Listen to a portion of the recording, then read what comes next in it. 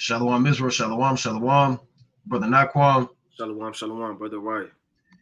Coming back at you with another Monday Night Fire. Giving, of course, all honor and all glory to Yahweh Shema Mashiach Malak Yahushai. Double honors to the elect elders of the house of David that spitted his truth for decades and decades, patiently waiting for the second coming of Mashiach Malak Yahushai, fervently laboring in the gospel. The hearty, mighty shalom to all of the men of the Lord who are out there in the highways and byways, pushing the truth, magnifying the ministry, presenting their body as a living sacrifice, and doing all things for the elect's sake. Shalom to those men. Shalom to all of the men that may not be out there in the highways and byways as of yet, but they're working on it. They're getting built up in the spirit. They're praying, they're fasting, they're studying. They're being diligent and abounding in the work of the Lord. Shalom, shalom. And shalom to all of the sisters out there, the sincere Aquath out there, married, unmarried, widows, those who have husbands, reverence them and they submit to them. Those who may not, they're tending upon the Lord without distraction. The children and the ancient men, shalom, Israel, shalom, shalom. You got it, Khan, I got a quick precept through the spirit. Khan. Let me go to the book, Second Esdras, chapter 14. It's the book of Second Esdras, chapter 14, and verse number 17.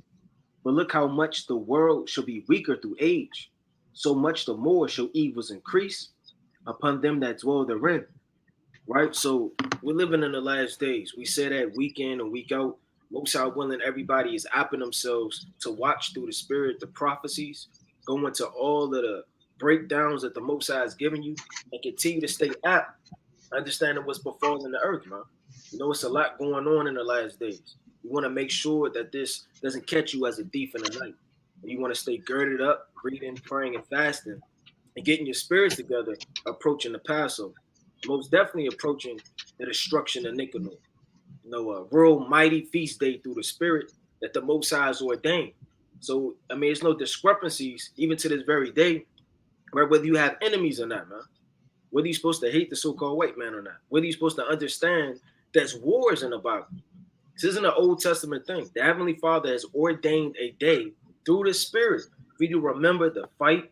You understand the war, right? The bloodshed, right? The victory, right? The spirit of the Most High, right? Rotten victory through Israel. You got it. Yeah, that's right. And for those that don't know, this month is the month of Adar, the 12th month of the year. You have two major feast days that draw nigh. Friday night is the destruction of Nicanor. That's Friday night to Saturday night. And then Saturday night begins your Purim. And Purim is going to be from Saturday night to Sunday night. That's day one. And then Sunday night till Monday night. That's day two of Purim. So you have to get ready and get your mind and the spirit of these feast days, right? You want to be in the spirit of what the Most High is pushing out on the earth. The Most High pushes spirits mightily on the earth, and you want to be in tune with these days, right? Let's go to the classic. Let's go to Ecclesiasticus chapter 33, right? Let's go to Ecclesiasticus chapter 33, because that's what they do in the world. They prep you for Halloween. You go to the Walmarts and Targets, and they got candy, and they'll have damn goblins and demons and ghouls out there and witches. Here it is, so-called Halloween. It's the 31st of October. They're in the spirit of it. They're prepping you for it, and damn near July, man. Same thing with so-called Christmas. It'll be November, the last week in November, and they're already in the spirit of Christmas. They're taking the damn turkey decorations down and moving the pilgrim stuff down, and they putting up all of these wreaths and lights and Christmas trees. These nations and these devils get more in a demonic spirit of vanity than Jake doing for righteousness, man. Right? And these things shouldn't be so. So here's Sirach chapter 33 and verse 7. Why doth one day excel another? Right? So like, why doth one day excel another? Whereas all the light of every day in the year is of the sun. Right? One man may say, well, okay, this day is coming up, but how do I know this day is higher than other days? Since the sun shines on every day, what makes each day different? That's what a carnal man would say. Well, they're all the same. The sun shines on every day. Well, the Most High is about to tell you how these days are divided. Verse 8, by the knowledge of the Lord, they were distinguished and he altered seasons and feasts. So the Most High has determined what days throughout the year are going to have particular ordinances and be set apart from other days. Each day is going to be 24 hours. Each day the sun and the moon are going to do their thing. But what distinguishes them? The Most High's ordinances and what he has decreed at a set time. Verse 9, some of them hath he made high days and hallowed them, and some of them hath he made ordinary days. So there's high days, the Sabbath, destruction of Nicanor is a high day, Purim is a high day, right? Passover is a high day. The rest of the Feast of Unleavened Bread is a high day, and many other high days mentioned throughout the Bible, chiefly in Leviticus, the 23rd chapter, or Deuteronomy, the 16th chapter, or Exodus 34 and Exodus 32. And these are all chapter Numbers 28, Numbers 29, that deal with the sacrifices. First Maccabees, the 4th chapter, right? First Maccabees, the 13th chapter, Second Maccabees, the 15th chapter. All these chapters, First Maccabees, the 7th chapter, they all deal with high days, and you got to mark your calendar. People cross off to so-called Christmas. They take that big red marker and they cross off till they get to the 25th, man. And they get excited as that day approaches. You got to be the same way, and it's truth. You got it, King. Khan, that's a good point, because that's what people do on the left-hand side. They got their decorations, their Christmas trees, right? Their lights, right? They're calling up their family members. They're making arrangements, right? They're making sure that everything is in order for the folly day, but they're not regarding the feast days, man. You got to get excited for these things, right? It's the book of Nahum, chapter 1 and verse 15. It says, behold, upon the mountains, the feet of him that bring good tidings, that publish peace. O Judah, keep thy solemn feasts, perform thy vows. So the Lord said, plain upon tables, to keep thy solemn feasts. You can't just want to keep Passover and don't regard the Sabbath day. You don't regard any other high holy day that the Most High has ordained. You want to make sure you're keeping all of the solemn feasts. I mean, when you get into these feasts, there's a spirit behind all of these feasts, man. They're different ordinances. You understand? Hey, the Most High has ordained when you go to the Passover that the lamb means something. It's twofold, right? When you jump into the destruction of Nicanor, right, you want to understand first and foremost, God is a God of war, man. And you have to understand the Most High ordained this day for you not to forget, right, the raw victories that our forefathers have won. Don't forget about David. Don't forget about Joshua. Don't forget about Abraham. Don't forget about all of the men that led war, man, right? It says, keep thy solemn feasts, perform thy vows, for the wicked shall no more pass through thee, and is utterly cut off. So Most High willing everybody marking their calendar, they're getting these things prepared to make sure they're feasting wisely and understanding the spirit behind keeping these feast days. You don't want to just show up with a bottle in your hand and a big loaf of bread, man. And you're just trying to figure out where's the ox cord. That's off. You want to make sure you know exactly what's going there. Brush up on these accounts because you're coming before the Lord, man. You got it. Yeah, I mean, that's absolutely right, man. And again, that date, mark your calendar, right? Today's the so-called 27th. That destruction of Nicanor is March 3rd at sundown. March 3rd at sundown. And we're going to show you how to keep it. We're going to go into the history behind it. And it's a foreshadowing of the destruction of Edom. All right, we're going to go into the extinction of Edom, right, through the spirit and power of Yahweh Bashim Yahushai, right? So we're going to go to the first Maccabees, the 7th chapter, right? And we may jump in and out this chapter. We're going through the spirit, right? So let's go to first Maccabees, chapter 7, and I'm going to read verse. I'm going to start at 26. Right now, we're not going to read the whole book of 1st and 2nd Maccabees. And guess what you should be doing? You should be reading that if you haven't read it, man. And even if you read it, guess what? You're reading it again because you're prepping your spirit. You're getting your spirit ready for this day, man. So yeah, you may have been reading the Psalms. Keep reading it. That's fine. You may have been reading the book of Daniel, or you might be in Sirach, but guess what? You should also be in. And you should, hey, look, let me hone in on 1st Maccabees. You want to be in season. You don't want to be doing in-depth studies on the Feast of Tabernacles and you don't know what's going on with the destruction of Nicanor. You're looking for tents. Gotta find my tent. This isn't the one. This isn't it. I had this one last year. Brother, you're out of whack. You're out of tune with the Most High, man. Right, let me get this real quick. You damn looking up what kind of tent you're gonna have. You're looking up campgrounds, right? Your spirit is off, brother. Right, let me get this real quick before I read that. This is right, chapter 4 and verse 26. Be not ashamed to confess thy sins, and force not the course of the river. So you gotta let this thing flow, man. Hey, let it flow, baby. That's what they say, man. Let this thing run. You don't have to. Here is the river, the living waters are moving toward the 12th month, and you want to push it toward the 7th month, and you want to damn move it out the way, and you want to look up damn trumpets and tents. Brother getting ready, prepping his body to fast, man, for the Day of Atonement. It's not the 7th month right now. It's the 12th month. Don't force the course of the river. So read First Maccabees, read 2nd Maccabees, read these accounts, and it should really, to be honest, it should be fresh in your spirit. We just came off the Feast of Dedication, right, on the 9th month, so it should be fresh in your spirit. But let me read this real quick. I'm not going to read the whole chapter, but I'm gonna just read maybe a few verses. Now, this First Maccabees, chapter 7 and verse 26. Then the king, now this is during the time of the Greek captivity, right? This is during the time of the Greek captivity. We have 4 major captivities prophesied in the Old Testament by Daniel. When you read Daniel, the 2nd chapter, and Daniel, the 7th chapter, you have the Neo-Babylonian Empire from 626 to 539 BC, right? You had the Medo-Persian Empire from around 550. Some scholars say 552, but 550 to 331 BC.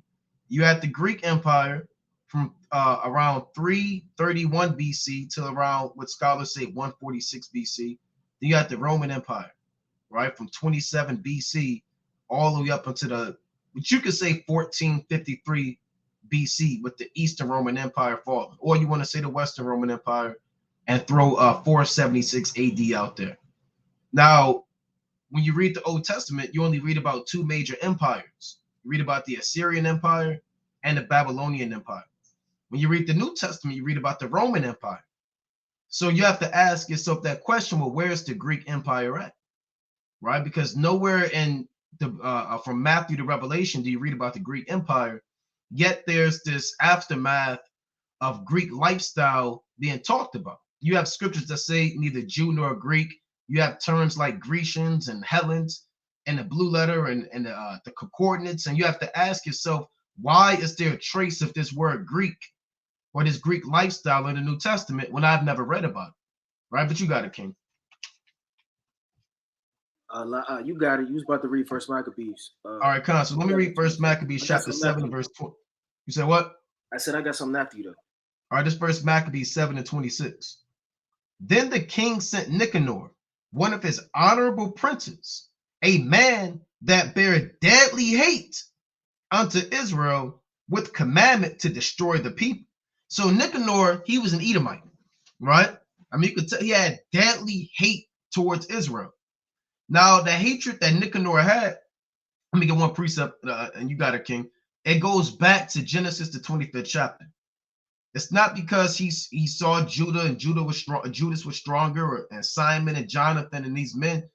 It ultimately, the hatred that the so-called white man has towards us, it goes back to their spirit, right? That the Most High put in them from the very beginning, right? Let me get that real quick. This is Genesis chapter 25. And whenever you have the so-called white man and the so-called Black, Hispanic, and Native American man in the same environment, is going to be tension and eventually fighting and violence, man. And there's going to be nothing but madness that comes with that, because they're like oil and water. All right, this is Genesis chapter 25 and verse 21. It reads, and Isaac entreated the Lord for his wife because she was barren, and the Lord was entreated of him, and Rebekah his wife conceived. So Rebekah was the wife of Isaac. She couldn't get pregnant. The Most High opened up her womb, and the children struggled together within her. And she said, if it be so, why am I thus? and she went to inquire of the Lord. See that? So she said, if this is a blessing from the Most High, why are these children tussling and fighting in my womb? I thought bearing a child would be beautiful. I thought bearing a child would be such a blessing. Why are these children fighting in my womb? So she went to see a prophet, went to see the Most High. Right? Verse 23. And the Lord said unto her, 2 nations are in thy womb, and 2 manner of people shall be separated from thy bowels. And the one people shall be stronger than the other people, and the elder shall serve the younger. So there's 2 manner of people. Who's these people?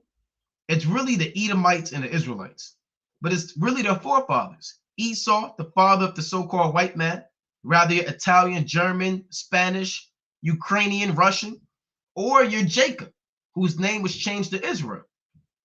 The forefather of the so-called Black, Hispanic, and Native American man. And the Most High said that there are 2 different types of people.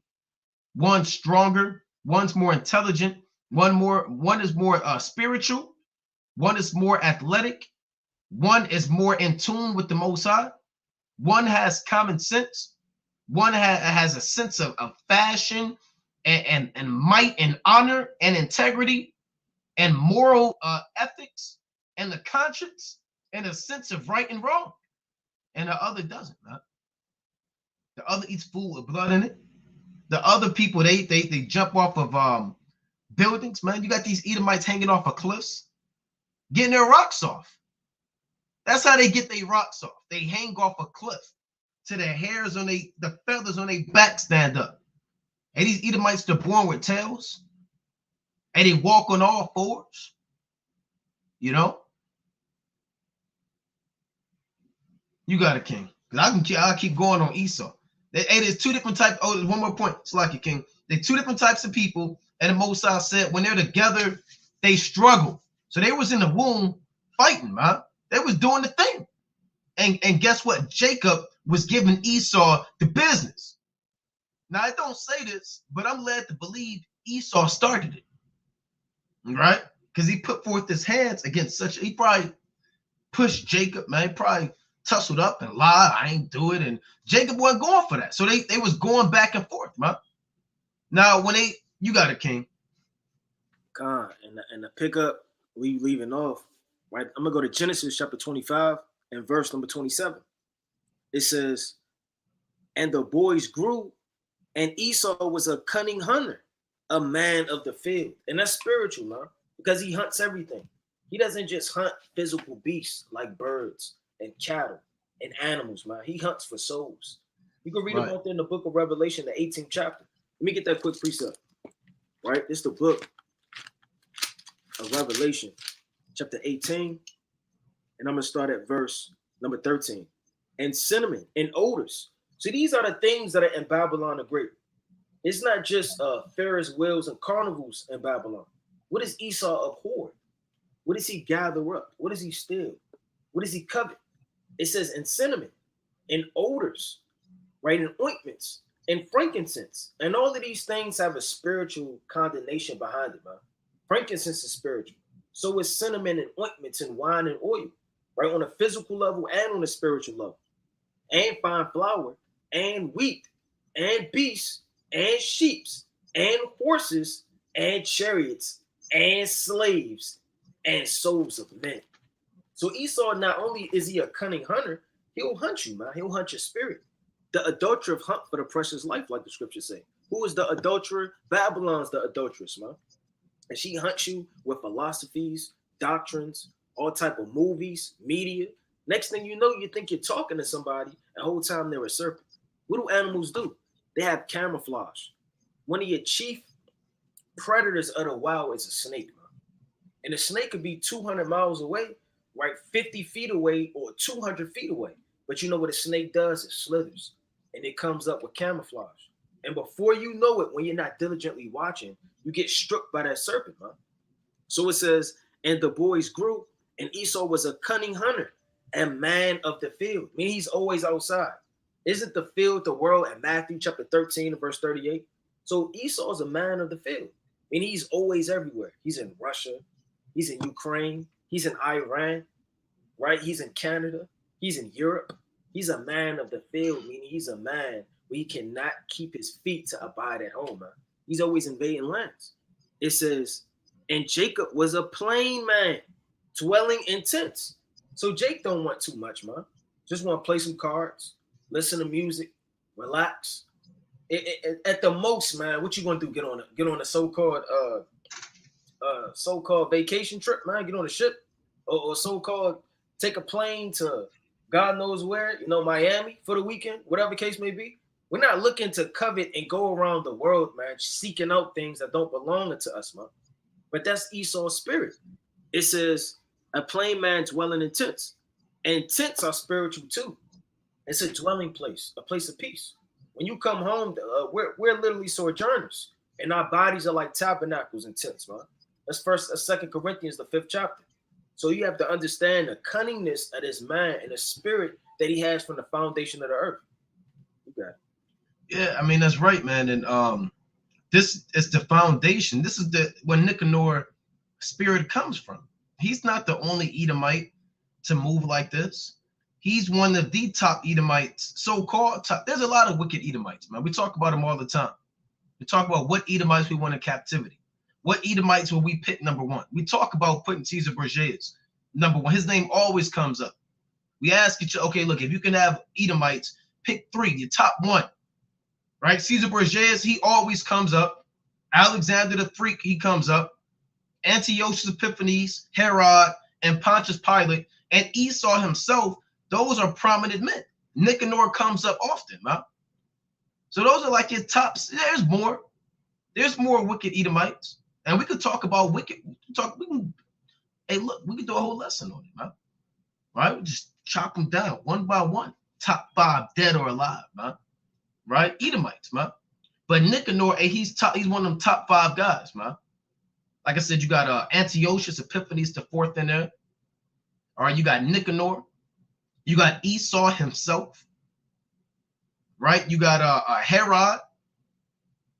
There's a lot of Herod, the whole Herodian family, man. Agrippa, Antipas the Great, Agrippa the Second, and you got Pontius Pilate. That's my 5. I know Orion probably got his own 5. I know certain brothers, they got their own 5. Your top 5 you want in the field, man. You're starting 5. Nevertheless, Nicanor, he's documented in the Bible to show you what's going to happen, not just the men that rise up against Israel, but again, he's a foreshadowing of all Edomites that are going to receive that same judgment. All right, so let's go to let's finish 1 Maccabees 7.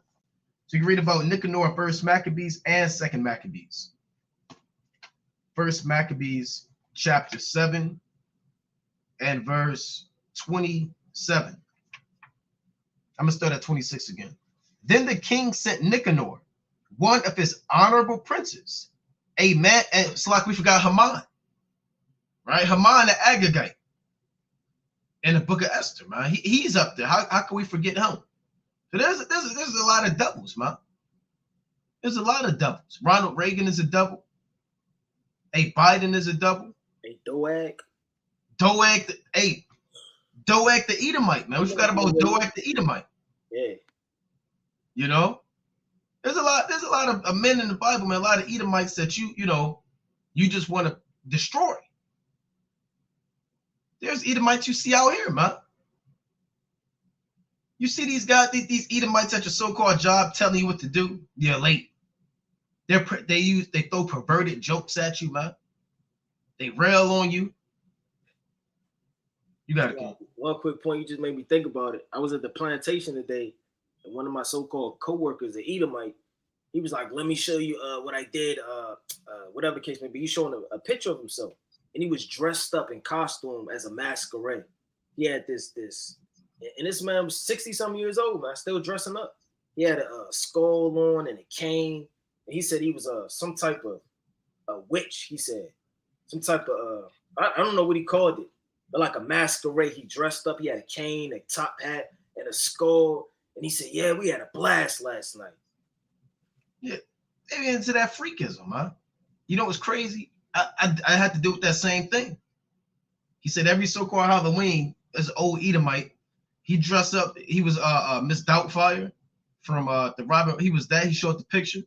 Then he was the dude from Austin Powers, man, the bald-headed guy, right? I think Dr. Evil is his name, right? He dresses up. Was that his name? Yeah, that's a wicked name. Yeah, he dressed up like Dr. Evil and Mrs. Doubtfire, man. And these Edomites, guess what? Like I said, I'm getting excited. There's so much to say, man, because I hate Esau, man. I'm gonna tell you straight up. And I'm looking to overthrow Esau any chance I get. Any chance I get, rather I'm at the plantation, any chance we get in wisdom, right? Of course, we're looking to overthrow these devils, man. We're thinking about overthrowing these devils. We meditate terrorists. We pray for their downfall and destruction. We despise them, huh? Now, they really wouldn't know it because we wise as serpents. We kind of move. We deal with them. Hey, but in the back of our mind, we're thinking about putting them in a damn, giving them a roundhouse kick, man. You know, to the back of the head. Right, let me read this. And there's no sin in hating Esau. You shouldn't do that. Why don't you just stick to the lesson? I don't want to hear about Esau. Right? Well, that's part of the lesson, man. Getting on Esau. Just read the Psalms. You can't ignore these judgments, man. This is not Christianity. Let me get this quick precept real quick. Right? This is Psalms chapter 97 and verse 10. Why don't they just get back to Maccabees? Why do you have to talk about why you hate Esau so much? You shouldn't do that. Right? This Psalms chapter 97 and 10. Ye that love the Lord hate evil. He preserveth the soul of his saints. He delivereth them out of the hand of the wicked. So if you love the Lord, guess what? You are commanded, just as much as you're commanded not to eat pork, just as much as you're commanded not to commit adultery and not to break the Shabbat, you're also commanded to hate evil. You're supposed to hate sodomy. You're supposed to hate Esau. You're supposed to hate witchcraft. You're supposed to hate sorcery. You're supposed to hate murder. You're supposed to despise wickedness and love righteousness. Now, again, we're in this man's world. So can we just overthrow Esau now? No. The Lord said in Song of Solomon that we have to wait on the Lord, man. Stir not my love, nor awake him until he please, paraphrase. So we're waiting on the Most High, right? But we're commanded to hate evil. Right, let me get one more on that real quick. This Proverbs chapter 8. Just want to get this because you got a lot of Christian Israelites, man. They don't want to deal with that word hate. Just focus on loving your people. Love it. The biggest, believe it or not, one of the biggest stumbling blocks in our people is their infatuation with Esau. We have to break that stronghold down. Right? That's one of the biggest stumbling blocks is the pleasure you have in loving the so-called white man. Stockholm syndrome, plain and simple. Proverbs 8 and 13. The fear of the Lord is to hate evil, pride, and arrogancy, and the evil way, and the forward mouth do I hate. So if you say you fear the Lord, you're supposed to hate pride, the forward mouth, the evil way, and all manner of things that oppose itself against the Most High.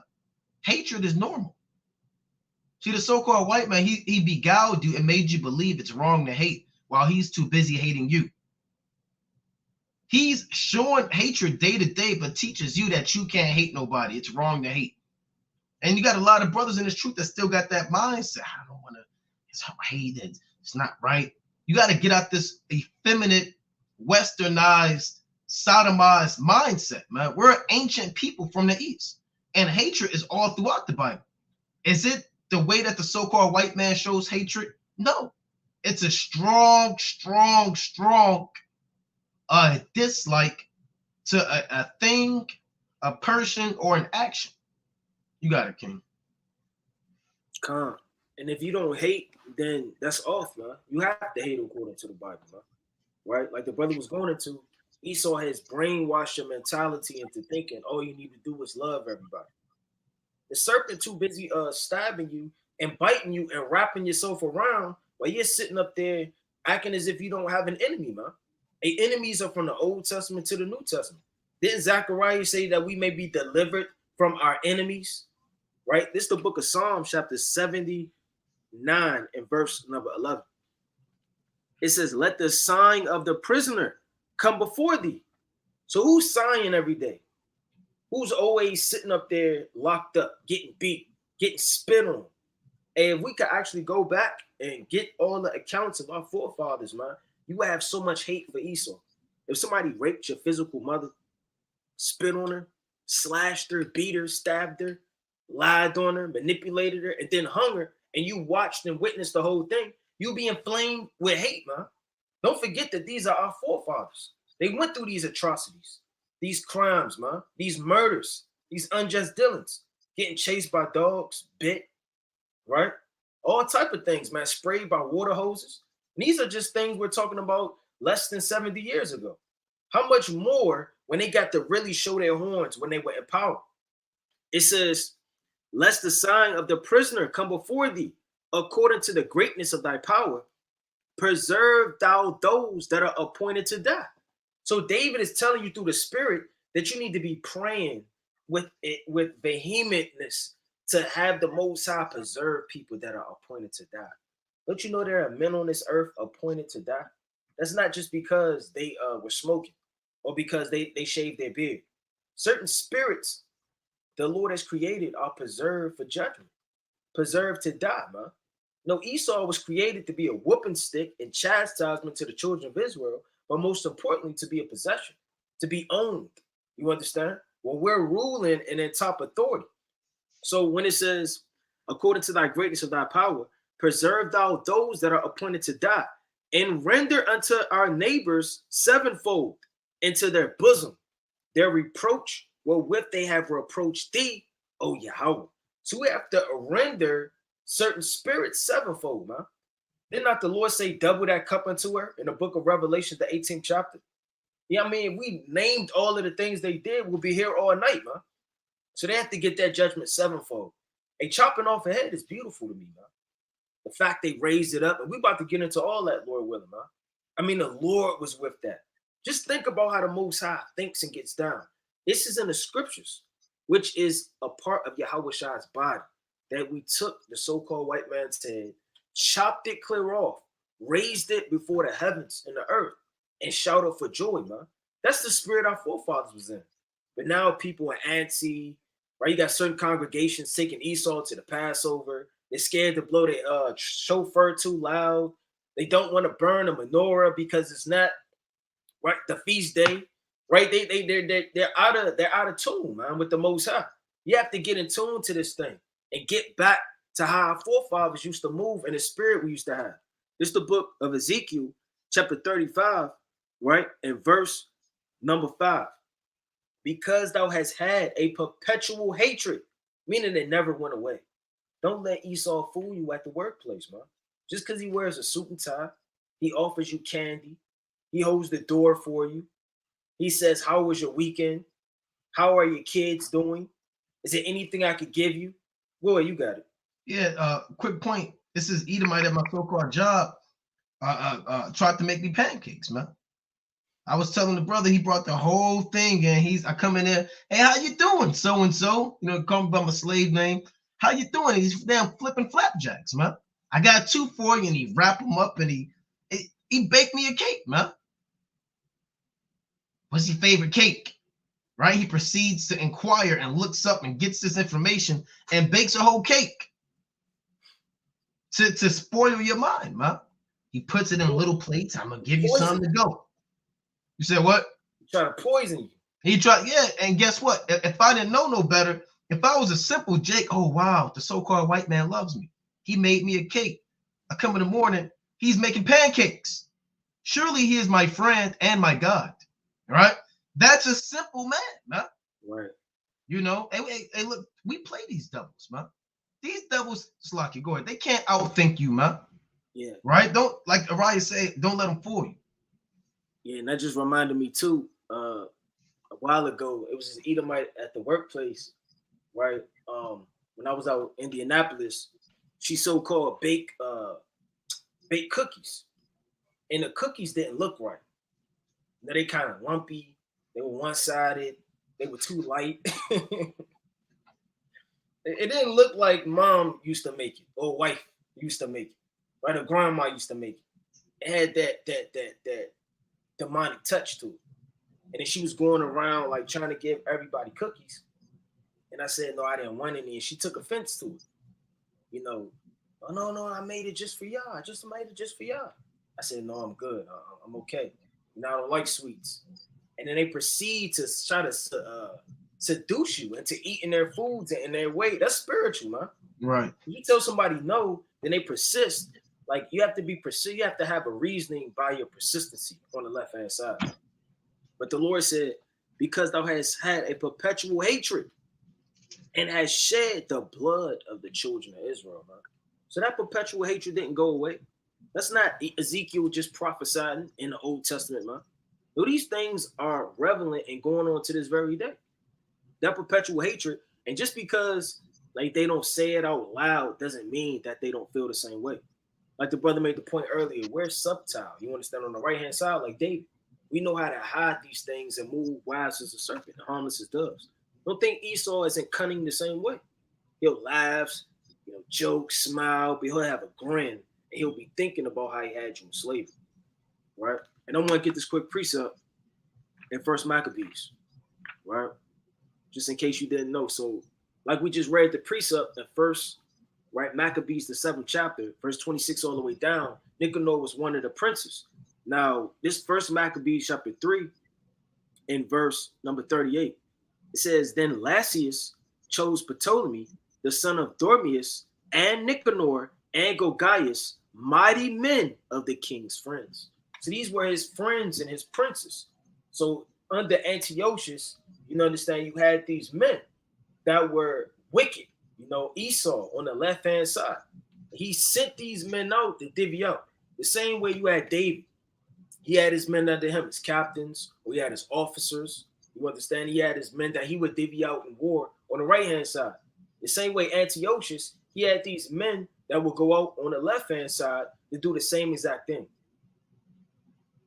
Yeah, and I want to get this precept showing also, because a lot of brothers think Maccabees is the or like Ezekiel or Doeg the Edomite. Those are the only accounts. But remember, even in the 27th chapter of Genesis, which you're about to read, it shows that foundation, that hatred would be forever. It links directly up with Ezekiel 35, right? So this Genesis, real quick, to show that, this Genesis chapter 27 and verse 40, right? Genesis chapter 27 and 40. It reads, I'm going to start at 40. And by thy sword shalt thou live, and shalt serve thy brother. And it shall come to pass, when thou shalt have the dominion, that thou shalt break his yoke from off thy neck. So meaning the so-called white man will come into power and break that yoke. That link up with Revelation, the 20th chapter. He will come back into power. He's going to live by the sword and conquer the earth. Verse 41. And Esau hated Jacob because of the blessing wherewith his father blessed him. And Esau said in his heart, and he said this in his mind. Like we brought out, he's not always going to just say it out loud. He said this in his heart. The days of mourning for my father at hand, then I will slay my brother Jacob. So what do you think he's been trying to do the whole time? Show me the account of, in the book of Genesis, all the way up to the 50th chapter, of Esau finally killing Jacob. It never happened. Esau said, I'm going to mourn for my father, and I'm going to kill my brother Jacob. So what do you think he's doing right now? He's doing it right here, man. He's living out that fantasy and that promise he made to the spiritual demon Satan that he's going to murder his brother Jacob. That's why brothers are trying. Well, you got people in the world. Well, what happened at Emmett Till and what happened? These are sad accounts, right? Don't get me wrong. What happened to George Floyd and What happened to Philando Castile and Tamir Rice and um, um, um, what's the brother with the he had the hoodie on? Trayvon Martin. Trayvon Martin. Yeah, it's like a Trayvon Martin. There's so many now. A lot of people are trying to figure out what's going on. Some people say it's because they white and we black. We hear that all the time. That's not it. It's not it. Well, they're white, they hate us because of our skin. Right? We hear that at camp all the time. Right? It's because of our skin. Don't you know the Ethiopian man has skin like you and dark like you, and he's not being afflicted? He's not being pulled over. He's not being lynched and robbed. What about the Somalian man? What about the Congolese man? What about the East Indian man that's dark in the land of India? What about the flips, the Filipinos, man? It's a lot of dark nations. Why is it that you are the only dark nation hunted by the sword, man? Because it's not about your skin color. It goes back, like we brought out earlier, it goes back from the beginning. Because you received something that they didn't get. You have something they want. And it's that blessing. They want that blessing from the Most High so they can dominate the earth and evil. They know that's the ultimate power source. That's what this whole thing is about. The pullovers and getting shot by the police and the industrial prison complex and white supremacy and social engineering, eugenics and racial institutions and all of these things that we deal with, biological warfare and being persecuted. It's all about the blessing. It's all goes back to Genesis. They want that power from the Most High to rule the earth at the greatest extent of evil. Right? So he said, the days of mourning for my father at hand, then will I slay my brother Jacob. Verse 42. And the words of Esau, her elder son, were told to Rebekah. Who told this to Rebekah? Because the previous verse said Esau said this in his heart. He said this in his mind. So who was around to read Esau's mind and tell Rebekah? Well, there were angels there. And they record the thoughts of men. And the angels around, they relayed this message to Rebekah. Because there was nobody that could read Esau's heart. It says, and these words of Esau, her elder son, were told to Rebekah. And she sent, and so the Most High was dealing with her on a high level at that time, huh? Right? And she sent and called Jacob, her younger son, and said unto him, behold, thy brother Esau, as touching thee, doth comfort himself, purposing to kill thee.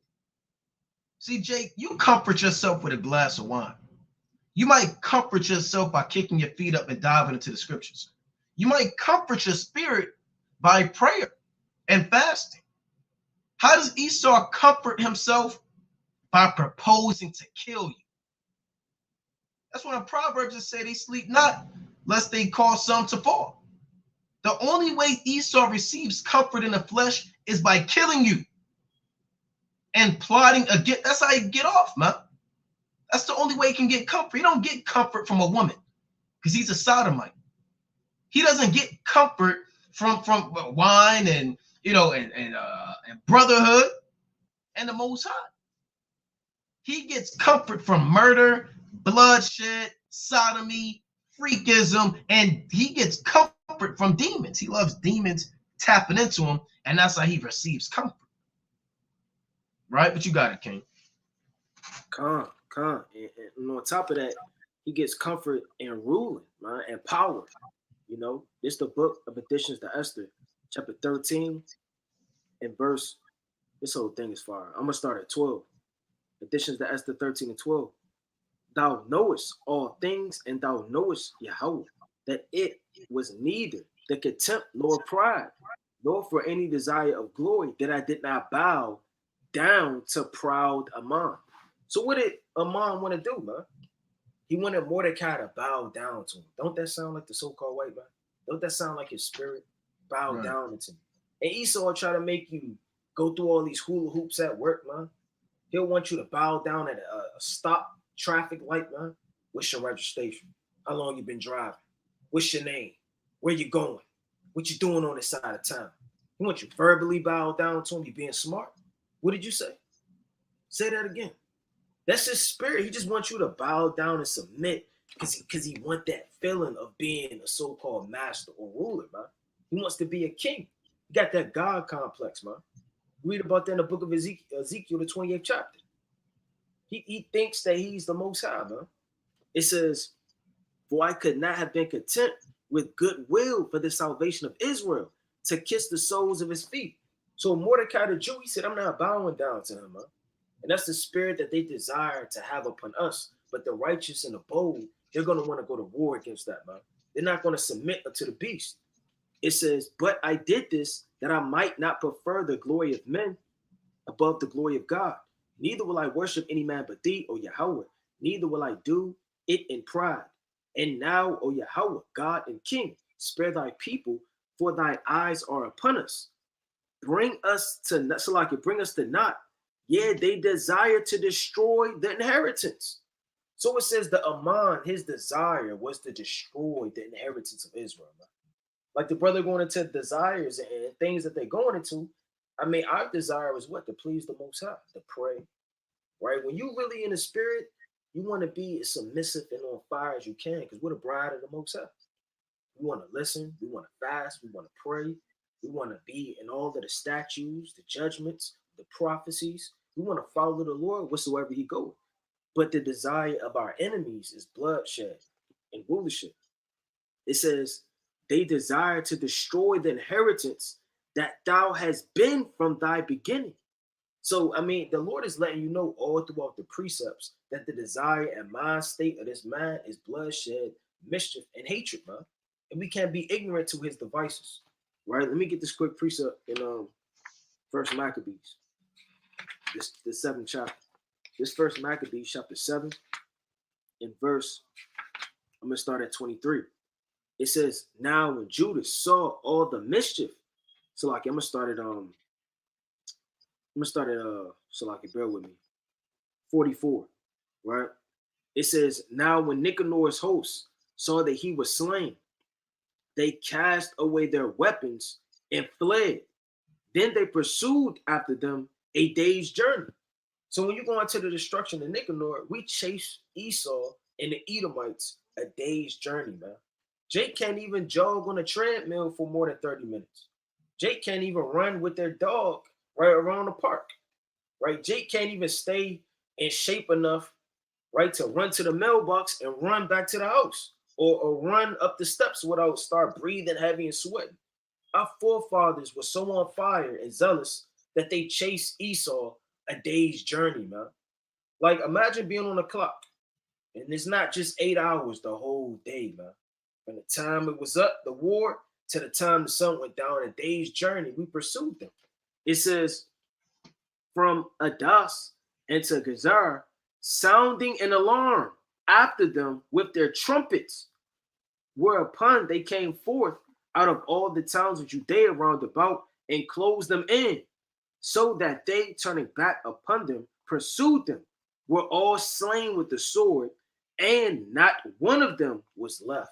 So when we went to war against Esau, we wasn't fighting to just win the battle, man. We were fighting to utterly destroy the whole inhabitants. What do you read when you read Joshua? It says all throughout Joshua, he smote them till there was none breathing, man. That was the ancient mind frame of going to war.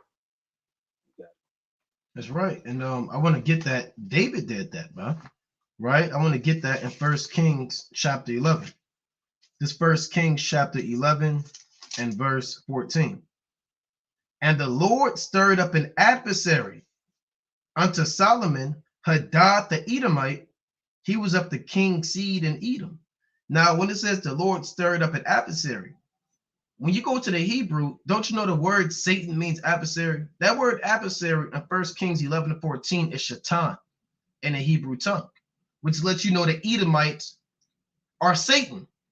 Or I'll put it like this, they're the physical counterpart of the spiritual demon Satan, a physical embodiment of the spiritual demon Satan. So the Lord stirred up Satan, then he proceeds to call him an Edomite. All right, you can look that word up in the Hebrew, it's shaitan. Right, that's what the word Satan means. And the Lord stirred up an adversary unto Solomon. So you got Satan being stirred up, against really on a deeper level, the Lord, man. Right? If you understand who Solomon was on a deeper level, right? It reads, Hadad the Edomite, he was of the king's seed in Edom. So you got the king's seed amongst the Edomites stirred up against the king's seed of the Judites. Satan stirred up against Yahushua, right? Judah against Edom. Jacob against Esau. That spirit, that satanic spirit is always going to come out. And this spirit really only came up because Solomon was going off. And that's where the Most High stirred up this force, right? Let's read on. For it came to pass when David was in Edom and Joab, the captain of the host, was going up to bury the slain after he had smitten every male in Edom. So hold on now. How come Christianity don't talk about that? Why did it just talk about David and Goliath? And David was a youth. And David took his sling and ran towards Goliath and slew it. And it sunk in his forehead and he dropped down. They never talk about David chopping his head off after. They never talk about David robbing him and taking his armor and his sword. They don't talk about none of that. They just talk about David, he slew Goliath. And in the mind of Christianity, David is always some adolescent boy. He's never an adult. He never has concubines, never has wives. He never destroys heathens and tortures them and take the crown off their head and say, this is David's spoil. They don't talk about that David, man. They talk about little old youth David, the tyke. Right? Little old boy David, the shepherd boy. Well, hold on now. Why would David give a decree to his top general to kill every so-called white man in their land? Why don't they talk about that? Ask your pastor, why can't this? He will have to know that Edom is a so-called white man. But why would David give a decree to Joab to kill every so-called white man? Where's the account from doing that to the Assyrians or to the Philistines or to the Ammonites that he went to war against? He said he got down. David, you think David respected Edom? You think David gave a damn? I'm gonna read that again. 1 Kings chapter 11, and I'm tell you how long they was doing it, man. How long they was getting down. 1 Kings 11 and 15. For it came to pass when David was in Edom, and Joab, the captain of the host, was going up to bury the slain after he had smitten every male in Edom. For 6 months did Joab remain there with all Israel until he had cut off every male in Edom. 6 months killing a so-called white man. Every day getting up, going to work. 6 months straight. That's a long time, man. Every day you getting up, thrusting them through, chopping the head off, killing them. Damn. Hey, all of the men, man. Their mothers are watching. No, their daughters are screaming. You bound them up and put them in captivity. This is the Most High. You got people, oh, that's in the Bible? What happened to the woman? What do you think happened to the woman, man? Right? They took the woman captive. They were spoils of war. And they killed off all of the men for 180 days straight. Straight. You know, they keep the Shabbat. But guess what? When that sun go down on the Shabbat, they got their sword up and they doing damage. Think about that. A lot of brothers would have got tired. I'm tired. Oh, when are we going to stop killing Edom? Right? Oh, my God. Another one? You know how many Edomites it had to be? 6 months. Let's read on. Verse 17. That Hadad fled. So that he kind of escaped. He and certain Edomites. So, hey, look, he got out, what they say, he got out of Dodge, man. He and certain Edomites of his father's servants with him to go into Egypt, Hadad being yet a little child. So, hey, if he didn't escape, David would have fulfilled prophecy. But the Most High had to let a few Edomites get out of there, man, because we still got to deal with them in this life. Right? But you got it, King. In this 2 Chronicles 25 and verse, I'm going to start at I'm going to start at 5.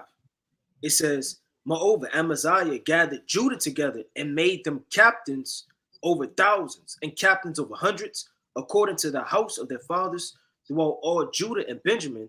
And he numbered them from 20 years old and above, and found them 300,000 choice men, able to go forth to war, that can handle spear and shield. So Amaziah the king, he getting ready to army, man. He's not getting ready to army so they could go play football. He's getting these men together to take down the heathen. Jumping down to verse number 11.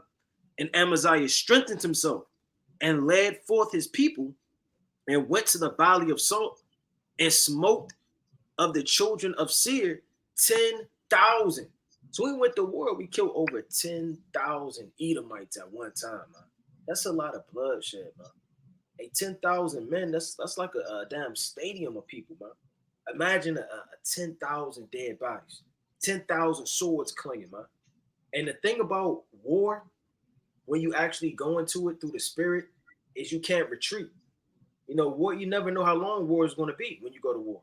If you go up to fight on a carnal level, you can't say, well, I'm 2 swings in, then I'm out.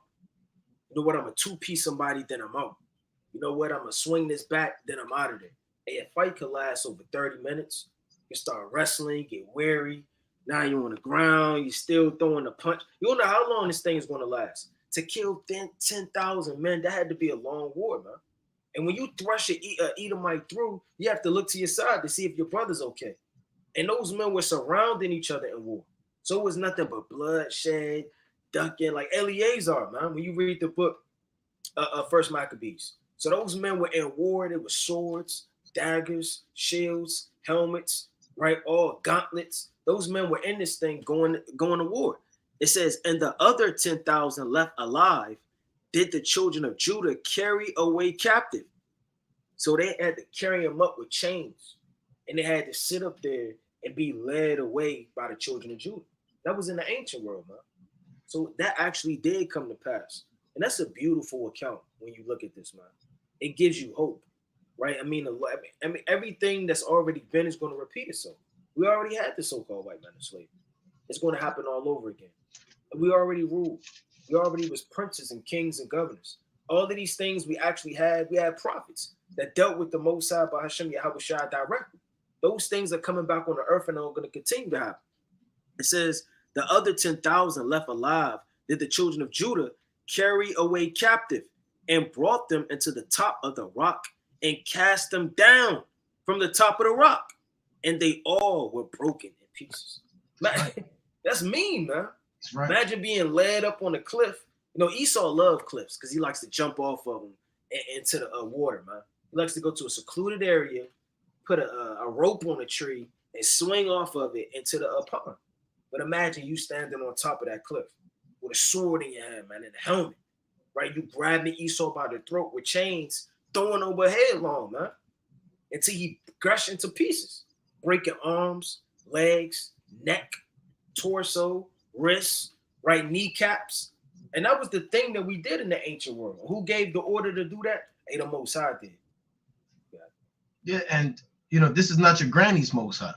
This is not white Jesus, man. This is in the Bible, right? This is not your great grandmother's church book, man. Where they do the women's prayer at 9 a.m. We're not talking about what they believe in.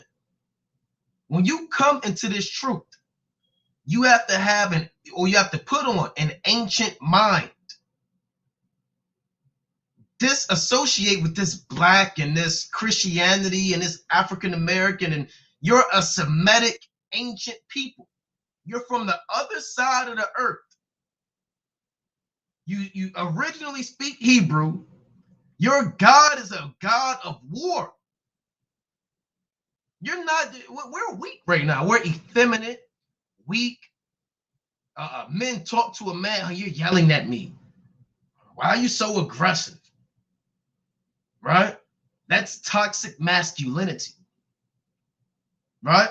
Hey, you take, I guarantee you take 10 random Israelites, man. I saw this clip of this brother. He was in his fraternity. I think he was they had the purple on, and they be doing they lewd dances and all that. And these guys was effeminate, man. And they're supposed to be somebody's in the world. If you take 10 random Israelites and you put them in an ancient world with Abraham or David and Joshua and Moses, even the manliest man, you take the most manliest man and you put him in an ancient world, hey, look, he ain't gonna last too long, man. He ain't gonna last too long. They'll look at this guy sideways, man. They start, speaking Hebrew to each other. And they were stoning people in the ancient world, man. You got brothers in the truth. I can't do that. I can't see myself doing that one. I would just love them. You couldn't love them. You had to stone them. You had to pick that rock up and take it in your hand. Somebody committed adultery or and you had to wind that thing back and let loose. And you couldn't miss on purpose because the Most High see you and everybody's watching you. You hitting the ground on purpose. You throwing it over their head. But guess what? The Most High sees you, man. You throwing it right and damn, I missed. You better get active, how they say, man. You better get them. You got to get them right here. Get them right here. Get them right here, man. And you had to get involved. You gonna say something, King? Come on, one quick point. And all of that go back to one root, and that's the fear of the Most High, wanting the will of the Most High to come to pass. It's not about how you feel or your emotions. It's about what the Most High said. And the Most High said that all Israel may hear and fear, that there be no such wickedness wrought among you.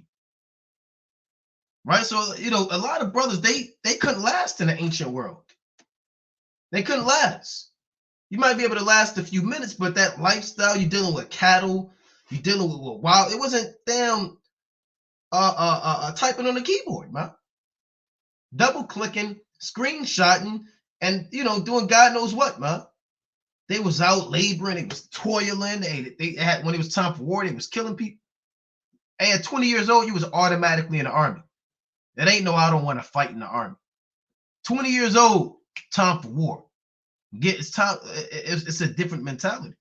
So when we're bringing out verses about throwing Esau in off a cave and him being busted up into pieces and 6 months of killing a so-called white man, why do you think this devil hates you right now, man? Don't you know you had the upper hand at one time? You was killing him more than he killed you, man. He remember all that. He remember Amaziah. He remember David, man. Yahweh Shai. He remembers these things, man. And that's why he's doing what he remembered Jacob getting finessed, man. He remembers this and he exhibits it in his demonic violence towards you now. Right? But let me get this precept real quick. All right. I want to go to Numbers chapter 20. Right. We're going to get back into Nicanor. Right. But let me get this real quick. This Numbers chapter 20 and verse 14. And Moses sent messengers from Kadesh unto the king of Edom. Thus said thy brother Israel, thou knowest all the travail that hath befallen us. So they're traveling and they need to go through the land of Edom. So they reach out to the king of Edom and tell him what happened to him. Right, let's see what happened. They need to get to the promised land. Let's read on. I'm going to jump down to the point. Verse 17. Here's what Israel said. Let us pass, I pray thee, through thy country. We will not pass through the fields or through the vineyards, neither will we drink of the water of the wells. We will go by the king's highway. We will not turn to the right hand, nor to the left, until we have passed thy borders. They said, we ain't going to mess nothing that's yours up. We're just going to go from point A to point B. Just let us go through. And Edom said unto him, thou shalt not pass by me, lest I come out against thee with the sword. You see that? Let's read on. And the children of Israel said unto him, we will go by the highway, and if I and my cattle drink of thy water, then I will pay for it. I will only, without doing anything else, go through on my feet. So that you can't really plead with Esau. Because here's what Esau said after that. And he said, thou shalt not go through And Edom came out against him with much people and with a strong hand. So no matter what you do with these devils, you plead, you show your license. I just want to go here. Like I was just traveling through. Eat that demon in him is going to come out. It's going to come out with you or against you rather with a strong hand, man. You see these videos and Jake, you're trying to talk to the police and you're trying to reason with these devils, and what you're saying is right. It makes sense. So what you're saying, you may even go into their laws and their constitution. But these devils, they're the deaf adder that stop at the ear, who will never hearken to the voice of charmers, charming never so wisely, man. So they can't receive that.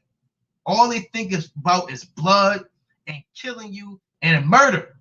And that's why in the book of Numbers, even when we saw peace and it was reasonable to make a request, Esau said, hell no, and came out violently against us with a strong hand, man. So you can't deal with these devils. This shows you can't reason with them. You can't talk them out of it. No matter what justification, as wise as it may be, they're going to come out against you with a strong hand, man. It may not be today, but it may be tomorrow. Right? You got it, King. Come. And in the ancient world, and you had to go to war, man. Like the brother said, you were 20 years old and upward. You don't have no say-so in this thing. It's the book of Jeremiah, chapter 48 and verse 10. It says, cursed be he that doeth the work of the Lord deceitfully, and cursed be he that keepeth back his sword from blood. So you can't be that man and, I guess so. I'm just trying to seek peace. And I don't want no problems. The vengeance is of the Lord. No, who does the Lord use for his battle axe, man? Who's the Most High going to use to destroy these nations? How are these things going to come to pass? By you. So you have to sharpen yourself up. You got to get ready for war, man. This is the book of First Maccabees, chapter 7 and verse 47. It says, afterwards, they took the spoils, right after chopping down the heathen, and the prey, and smote off Nicanor's head and his right hand. And that's spiritual, man. Why did they smote off his right hand? Because in war, you would stretch forth your right hand when you went to war, man. Let me get that real fast. It's the book of Joshua, chapter 8, and verse number 18. It says, and the Lord said unto Joshua, stretch out thy spear that is in thy hand toward Ali, for I will give it into thy hand. And Joshua stretched out the spear that he had in his hand toward Ali, towards the city. And the ambush arose quickly. So when you would go to war and you're a general, a captain, a king, and you would stretch forth your hand, that's getting ready for war, man, and leading the battle, man. That's how an ancient warrior would get down, man. He would stretch forth his hand. And not only did he stretch forth his hand to do mischief, violence, lies, deceit, right, cunning craftiness, but he stretched forth his hand against the children of Israel, man. Imagine stretching forth your hands against the sons of God. And of course you got to get it cut off, man. With that hand, that's the same hand that chopped down hundreds of Israelites, man. That got them put to death. That had never to see their wives and their children ever again. Of course that thing had to be chopped off, man. It says, I'm going to jump down to Joshua chapter 8 and verse 26. But Joshua drew not his hand back, whether he stretched out the spear. So when Joshua stretched forth his hand, what did that mean, man? That mean it was going to be a lot of dead bodies. That was going to be a lot of heathen being destroyed. So when Joshua stretched out that spear, that meant destruction, man. So when Nicanor had to get his hand chopped off, yeah, his hands and his works and all of his mischief and his atrocities that he wrought forth with it, but also in the ancient mind of these kings and these princes, that hand was used for destruction of the enemy, man. And their enemy was us, and our enemy is them, right? Going back to the book of First Maccabees, chapter 7 and verse, right? I'm going to start at 47 again. Afterwards, they took the spoils and the prey and smote off Nicanor's head and his right hand, which he stretched out so proudly, and brought them away and hanged them up toward Jerusalem, man.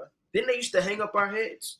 Don't when you look at so-called slave cities in different parts down south, Mississippi, Alabama, Louisiana, and parts of Florida, man, Gainesville, in those different regions, that they used to have the swamps and the rivers and the streams across the track, and they used to stick on a podium your head, man, and a sign that says no trespassing or no farther away here or no runaways. And what would that mean to you, man? That would make you scared. That we have you to understand with them. They have power. They're leading. They'll kill you. The same way we have to chop their head off, man. What did David do in war? What did David do with Goliath said, man? He chopped it off, man, and raised it up for the children of Israel. So that was an ancient thing too. They chopped their heads off and raised it high. Because that meant and wrought victory within the children of Israel. Yeah, that's right, man. That's right. And I wanna go back to First Maccabees 7. And you can read about Nicanor, First Maccabees 7. You can read about it in Second Maccabees 15. Now, secular history is not a lot of information on them. And this is something that the so-called white man doesn't want to talk about. He'll talk about the Babylonians. He'll make movies about Alexander the Great. He'll make movies about all of these ancient nations, the last samurai. But he will never, ever allow a movie or a true type of docuseries to be made about the Maccabees. Because, you know, he would have to hire, and it's authenticity, he would have to hire an all-Israelite cast. Woolly hair, woolly beards, so-called black Hispanics and Native Americans. And he would have to show them killing nothing but white people, man. The movie would be 2 hours of so-called white people like getting their head chopped off, getting thrust through. You think he's going to let these fellow Edomites in America see that? Right? There's going to be a lot of questions, man. Right? There's going to be a lot of questions. That movie's going to get a bad review, Rotten Tomatoes, and it's going to be all types of people not liking that because they're going to watch the so-called white race who they thought was supreme be taken down by so-called blacks, Hispanics, and Native Americans. And then people are going to ask, who are these guys? The Maccabees? Well, who is the Maccabees? And they're going to tie it into the Bible and figure out that we're the people of the Most High. So you think they're going to make a Judas, Simon, and Jonathan movie, man? They don't even teach this in the history books. Until I came into the truth by the grace and mercy of Yahweh Bashmi Abashai, I've never learned about the Maccabees or the Hasmonean dynasty. When it came to learning about the Greeks, we had to learn about their gods when I was growing up. We were taught about Zeus and Apollos and Poseidon and Aphrodite and all of those demons. But we were never taught about what our forefathers was doing, man. You know? So they're not going to go deep into it. But that's why the Spirit is on us to talk about these things, man. Now I'm going to jump up a little bit at First Maccabees 7 and 27. It reads, so Nicanor came to Jerusalem with a great force and sent unto Judas and his brethren deceitfully with friendly words, saying, let there be no battle between me and you. I will come with a few men that I may see you in peace. Right? So they came like they always come, in deceit, speaking peaceable words, but it was all deceit. All right, reading on. He came therefore to Judas, and they saluted one another peaceably. Howbeit the enemies were prepared to take Judas by violence, which after it was known to Judas, to wit, that he came unto him with deceit, he was sore afraid of him and would see his face no more. Nicanor also, when he saw that his counsel was discovered, went out to fight against Judas beside Capharsalama, where there were slain of Nicanor's side about 5,000 men, and the rest fled to the city of David. After this went Nicanor up to Mount Zion, and there came out of the sanctuary certain of the priests and certain of the elders of the people to salute him peaceably and to show him the burnt sacrifice that was offered for the king. But he mocked them and laughed at them and abused them shamefully and spake proudly. Here's what the so-called, he abused the priests. You think the Most High is going to let that slide? He's abusing the priest of the Most High, laughing at him, mocking him, and outright abusing him. Let's read on. And swear in his wrath, saying, unless Judas and his host be now delivered into my hands, if ever I come again in safety, I will burn up this house. And with that, he went out in a great rage. So he said, I'm going to burn up the house of the Lord. I'm going to burn up the Ark of the Covenant. I'm going to burn up the holy vessels. I'm going to burn up the sanctuary. And I'm going to burn you up. That's what he said. I'm going to burn up the temple. And he swore, he promised that this is what he was going to do. There's a reason why there's a feast day dedicated to the death of this man. He's threatening the Most High. He's abusing the priest, speaking proudly. Let's read on. I'm not going to read this whole thing. I'm going to jump to 2nd Maccabees. Right? Let's jump to 2nd Maccabees. Right? This 2nd Maccabees, chapter 15 and verse 1. But Nicanor, hearing that Judas and his company were in the strong places about Samaria, resolved without any danger to set upon them on a Sabbath day. So they wanted to fight on a Sabbath, knowing that that was our day of rest. Nevertheless, the Jews that were compelled to go with them said, "Oh, destroy not so cruelly and barbarously, but give honor to that day, which he that seeth all things have honor with holiness above other days." So they said, hey, look, don't do this on the Sabbath. Keep the Sabbath. They told Esau, keep the Shabbat. Let's see what Esau said. Then the most ungracious wretch demanded if there were a mighty one in heaven that it's like if they had commanded the Sabbath day to be kept. He said, ain't no God, man. Ain't no God said it's a Sabbath day. Who's the Most High, man? I'm the Most High.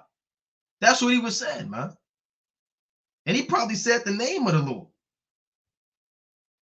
Right? Let's read on. And when they said, there is in heaven a living Lord and mighty, who commanded the 7th day to be kept. So the Jews said there is a Lord, and he's mighty, and his name is Yahweh. Right? His son name is Yahweh Shai, and the Sabbath is his day of rest. Here's what Nicanor said. Then said the other, and I also am mighty upon earth. So that's off, man. Man, you say the Most High is mighty. You say, yeah, I'm mighty too. Yeah, he's mighty, but I'm mighty too. I'm mighty on the earth. Right? So he's proud, man. It reads, then said the other, and I also am mighty upon earth, and I command to take arms and to do the king's business. Yet he obtained not to have this wicked will done. So Nicanor, in exceeding pride and haughtiness, determined to set up a public monument of the victory over Judas and them that were with him. So he wanted to make a statue. You know these devils, you got these statues all throughout the city, right? Columbus and George Washington and Abraham Lincoln. And he wanted before the battle even started, he mocked the Most High, said, I'm mighty too. Said he's going to burn the house of the Lord down. He abused the priests, mocked them, laughed at them, tried to deceive and overthrow Judas, overthrow the city. And he said, I'm going to build an idol to myself in honor of me defying the Most High God. You got it, King. And that's the spirit of the so-called white man. Right? I don't know if everybody watching ever been to D.C. When you go to D.C., they got like George Washington, Abraham Lincoln, this old Edomite over here, this slave owner over here drawing a sword, standing up on brass. I mean, they're real big on the worship of their gods, just like in the Greek Empire, man. They had Zeus, or all of these different Edomites they will put. You understand? That's just their spirit, right? When you go to Isaiah, right, chapter 43 and 17, Isaiah chapter 43 and 17, which bringeth forth the chariot and horse, the army and the power. They shall lie down together. They shall not rise. They are instinct. They are as quench as tow. So the Lord said, hey, the Babylonians, and we know who the ancient Babylonians are back on the earth, man. We know who the daughter of Babylon is. We know that destruction city, right, that got destroyed in Isaiah the 13th chapter. All these things are double to that which is, man. That's America. And America is going to be destroyed. And they're going to be extinct, like the scriptures say, man. You're not going to have Esau rising up anymore. That's Isaiah the 14th chapter. They shall not fill the face of the world with cities, man, paraphrase. They're not going to continue to multiply. They're not going to be any nephew, grandfather, father, any uncles. We're going to have to cut off and lay the axe to the root of that tree and chop down the tabernacle of robbers, the congregation of hypocrites, man, right? We're going to have to destroy them. And the Lord want that to happen, man, because the Lord said they're going to be extinct. And we're going to have to make them extinct through the Spirit, man. And that's going to be a mighty day through the Spirit in the kingdom of heaven, man. When there's no longer the root and offspring of Esau to ever terrorize the earth, to ever be a serpent in the garden, man, to ever move around to manipulate, lie, and use witchcraft and sorcery, man. That's going to be a day of renown, man, through the Spirit and power of Yahweh Shem Yahushua. Right? This is the book, 2 Maccabees, chapter 8 and verse 7. It says, but specially took he advantage of the night for such private attempts, and so much that he bruised, right, of his manliness was spread everywhere. Right? So they was hearing how Judas Maccabees was leading, right? He had strength, he was taken down where everybody would war.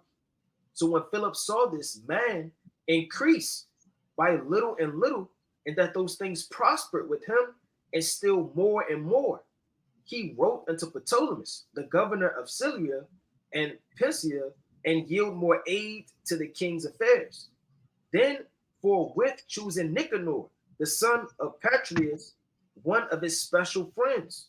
So when they hear how Judas Maccabeus was increasing, he had strength, he was taking out the heathen, chopping off heads, thrusting men through, man, right? Moving through the spirit of power, Yahweh Shem Yahushua, and the angels of war.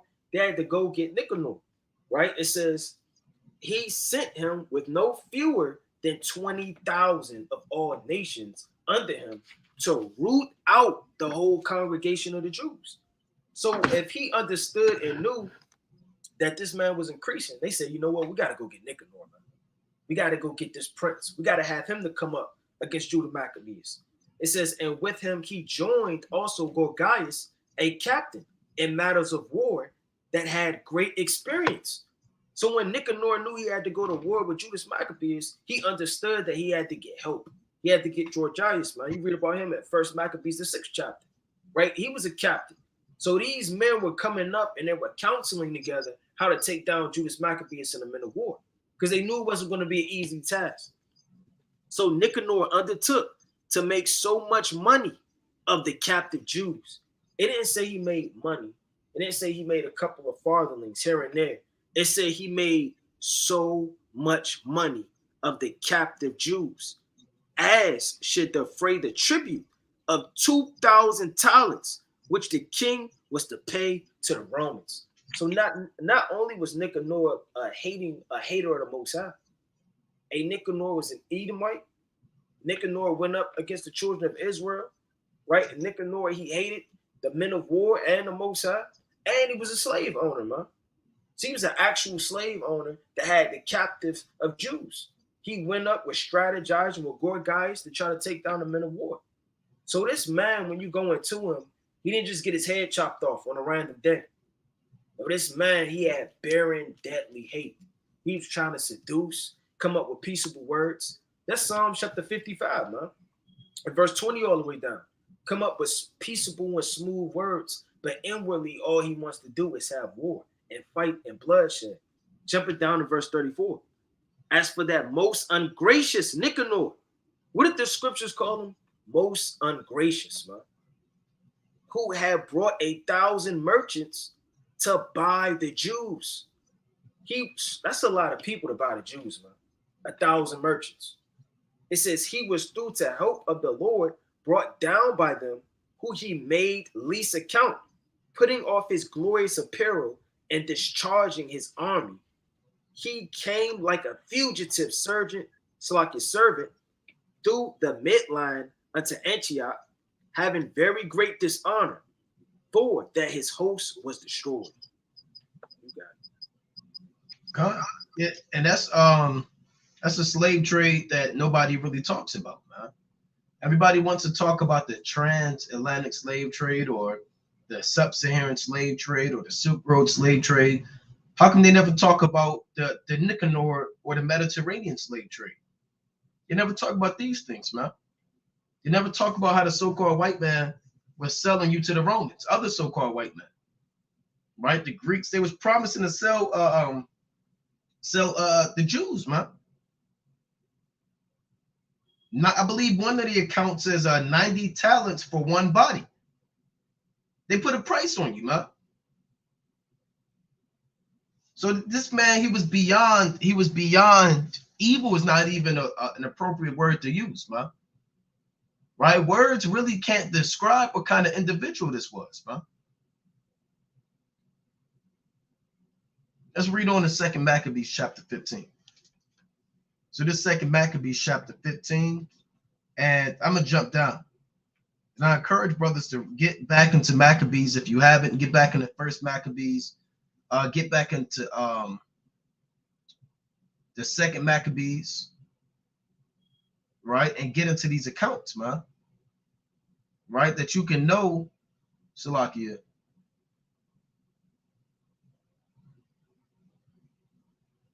All right, what precept did you read? You read 2 Maccabees 8? I read 2 Maccabees 8 and 10. Okay, Khan. I'm gonna just read 11 real quick. Right, this 2 Maccabees 8 and 11.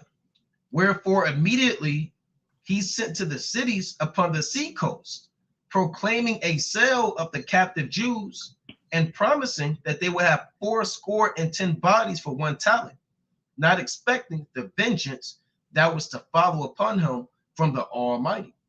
Right, so he was selling 90 bodies for 1 talent. And I believe we did the math a long time ago, right? And it was about, I believe it was about anywhere between, I think $6, it was cheap, right? He was selling you cheap. 1 Israelite body was worth 90 talents. And he was going to all these cities on the seacoast. That's a slave trade that the brother was going into, right? Now, it got to the point where these 2 armies had to pitch and battle. The army of Judas and the army of Nicanor. And we were outnumbered. But when you read 2 Maccabees 15, how did we encounter Esau? Through prayer. We had swords in our hands and we was praying in our heart, man. And this is how you're going to take down a so-called white man, by the hand of the Most High. And it's not going to be in this life right now, in this world. It's going to be when Yahweh Shah returns, man. So if you're looking to get blood now, then you got to get your mind right. You got to understand these prophecies, right? You can't go to the workplace and hurt people, man. I will say that. And you try to buy chains and put Esau on. You can't do that now. It's not time for that. You got to wait on the decree of the Most High. Right? Now I'm going to jump down to 2 Maccabees 15. This 2 Maccabees chapter 15 and verse 20. Well, this whole chapter is good. I'm not going to read the whole thing, though. Verse 21. 2 Maccabees 15 and 21.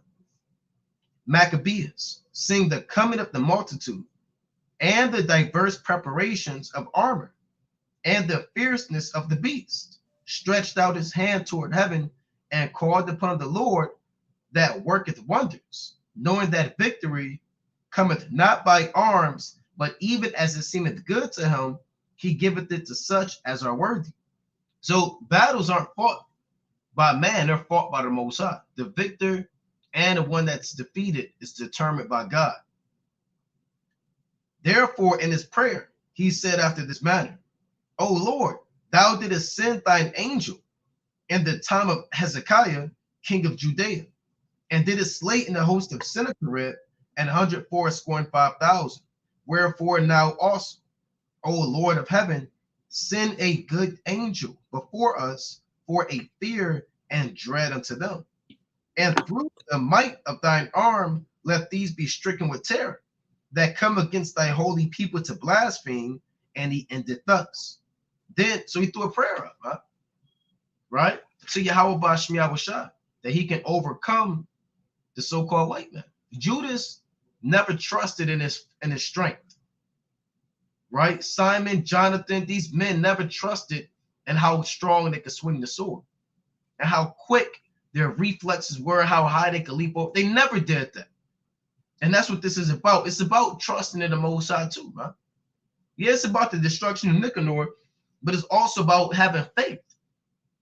When you're outnumbered, when your enemies against you, from this day, even to the time of Jacob's trouble, when these nations come against us like a flood, we have to call upon the Most High, man, and know that the Most High can send an angel to overthrow them, and victory is by the Lord, man. So it's also, it should build your faith up, knowing that even when the odds are against you and the resources you don't really have and things aren't at your disposal, you still have the Most High. That's all you have at the end of the day anyway, man. Right, let's read on. 2 Maccabees 15 and 25. Then Nicanor and they that were with him came forward with trumpets and songs. But Judas and his company encountered the enemies with invocation and prayer. This is how you encounter your enemy. This is how you encounter demons. That's how you encounter carnal enemies. You encounter them with calling upon the Most High. That's what invocation means. You call upon Yahweh Bashmi Yahushua and you pray. Right? So that fighting with their hands and praying unto God in their hearts, they slew no less than 35,000 men. For through the appearance of God, they were greatly cheered. Right? That's it. That's all I got, King. There's more, but you got it. Come. It's the book of 2 Maccabees, chapter 14, and verse 28. Right? This whole thing is fire. I'm going to start at 28.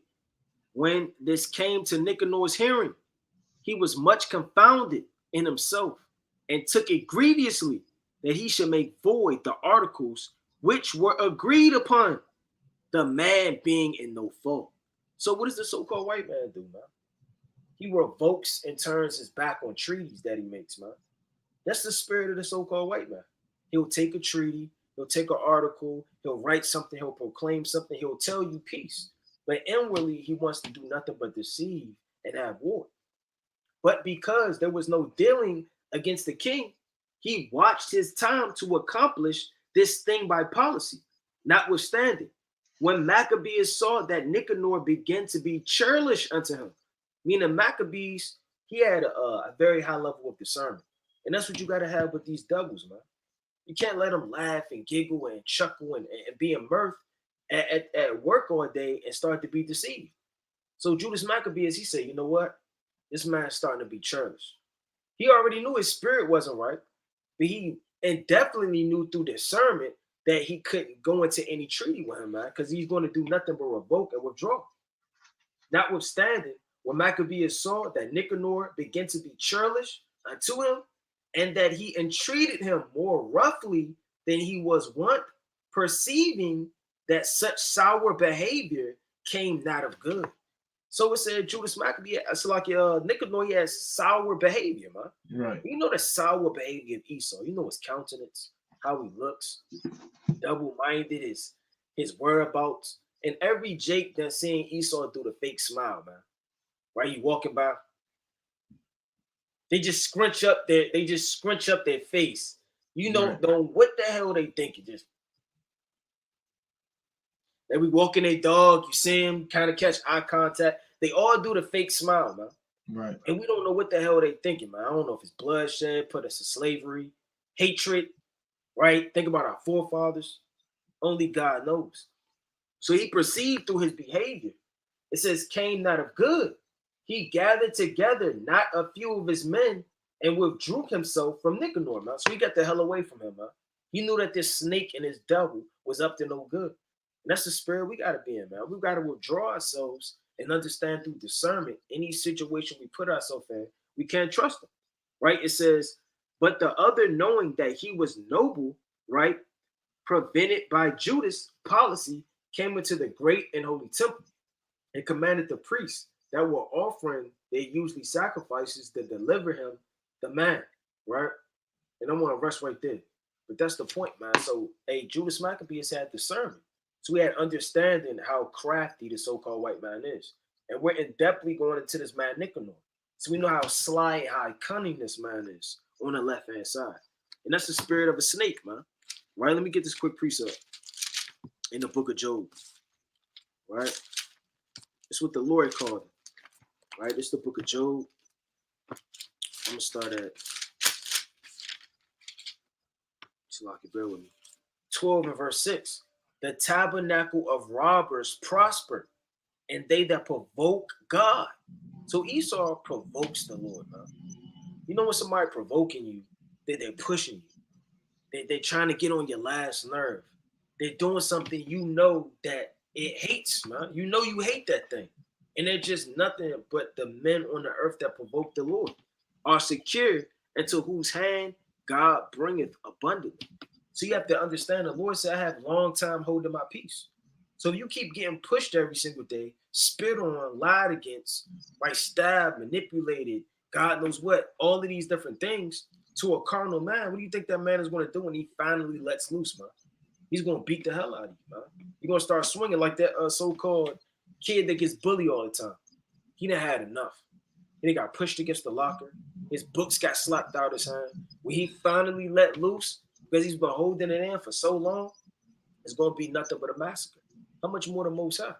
The Most High didn't judge Esau as a whole yet, man. Yeah, the Lord may have a volcano or overthrow a plane or, things on a smaller scale or level. You understand, an earthquake or a small level. He hasn't judged the whole entire nation. The Lord said, I have long time holding my peace. I have been still and refrained myself. Now will I cry like a travailing woman. And when a woman is in travail, she's crying, she's ripping things, she's snatching off all of this. If she's in the hospital, the doctor don't know what the hell is going on. And that woman is enraged because she's trying to deliver that child. The same way when the Lord come back, man, all of the hundreds of years of oppression, violence, lies, and things that we don't even see. There's so many councils going on as we speak right now. Esau is writing up a blueprint of architectural work right now of guillotines, man, in a mass stadium and getting these things prepared. Right? Esau is very, I would say, what's the word? He thinks these things out, like it says in Micah, the 2nd chapter, upon his bed until the morning. He can't go to sleep. So he's up all night writing out different things of how to turn the world upside down. So us knowing that, Salaki, the Most High, knowing all of the secret counsels and things that Esau is, when he finally get up, it's going to be destruction. That's why the Lord said he abstained all his raiment in the book of Isaiah chapter 63. You got it. That's right, man. It's Salaki. Is it? Do you hear that? It's an echo. Yeah, I'm gonna mute my mic. I'm not sure. All right, come. Yeah, but like the brother said, man, we going into this, man, because Nicanor, he's one Edomite, but how he moves is how all these Edomites move. There's no good Edomites. You got people saying, but what about the good ones? There's no good so-called white man. How we always say there's only two. Well, there's two types of good white people. There's only two types, right? An enslaved white man and a dead white man. Those are those only good ones I know. The ones that are picking cotton, drawing water, chopping trees, working in the field, turning big rocks to little rocks, mining gold and diamonds for us, or just dead, man. You know, those are the only type of Edomites I want to be around. I want to see your dead body, smell your flesh burn, right? Watch the beasts of the field tear you up into pieces, man. Just watch the damn wild dog just rip your flesh off, man. Well, I want to see you in chains. I'm sick of seeing you with a damn suit on, man. And the damn button up. And the tie. You know? And that damn blue outfit, man, that uniform. With that damn big ass utility belt and a baton and a taser and you walking all proud, man. We only want to see you in chains, man, from here on out. So when we look at these devils, we envision them in chains, right? We're not looking at our, oh, wow, maybe he's my next boss, all right? If that's what you're thinking about when you see these Edomites, your mind not right. He looks like a supervisor to me, right? He looks like one hell of a CEO. If only I could work for him. What do you make? What do you do for a living?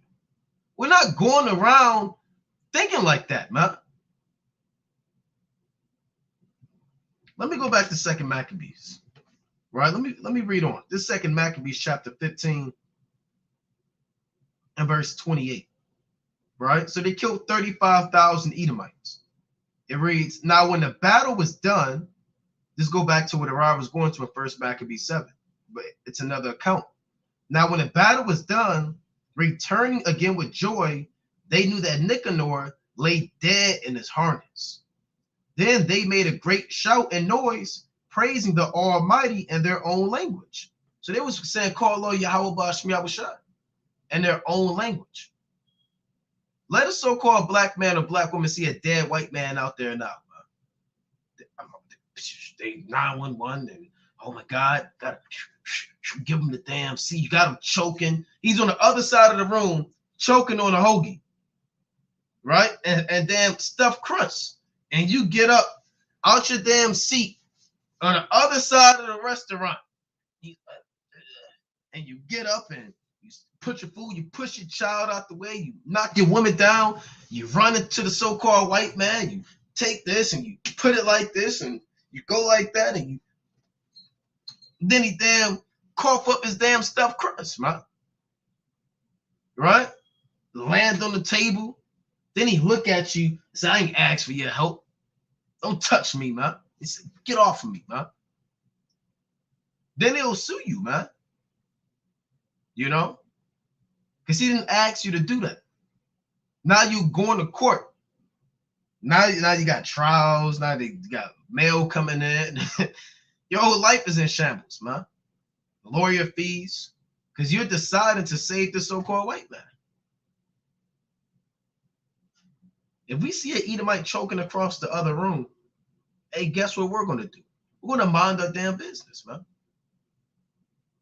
Right? We're going to mind our business. Right? And when we leave and we go home, and guess what? We're going to praise Yahweh Ba'Shem Yahushua, man. I'm not going to stop eating my meal if I see an Edomite choking across the room, man.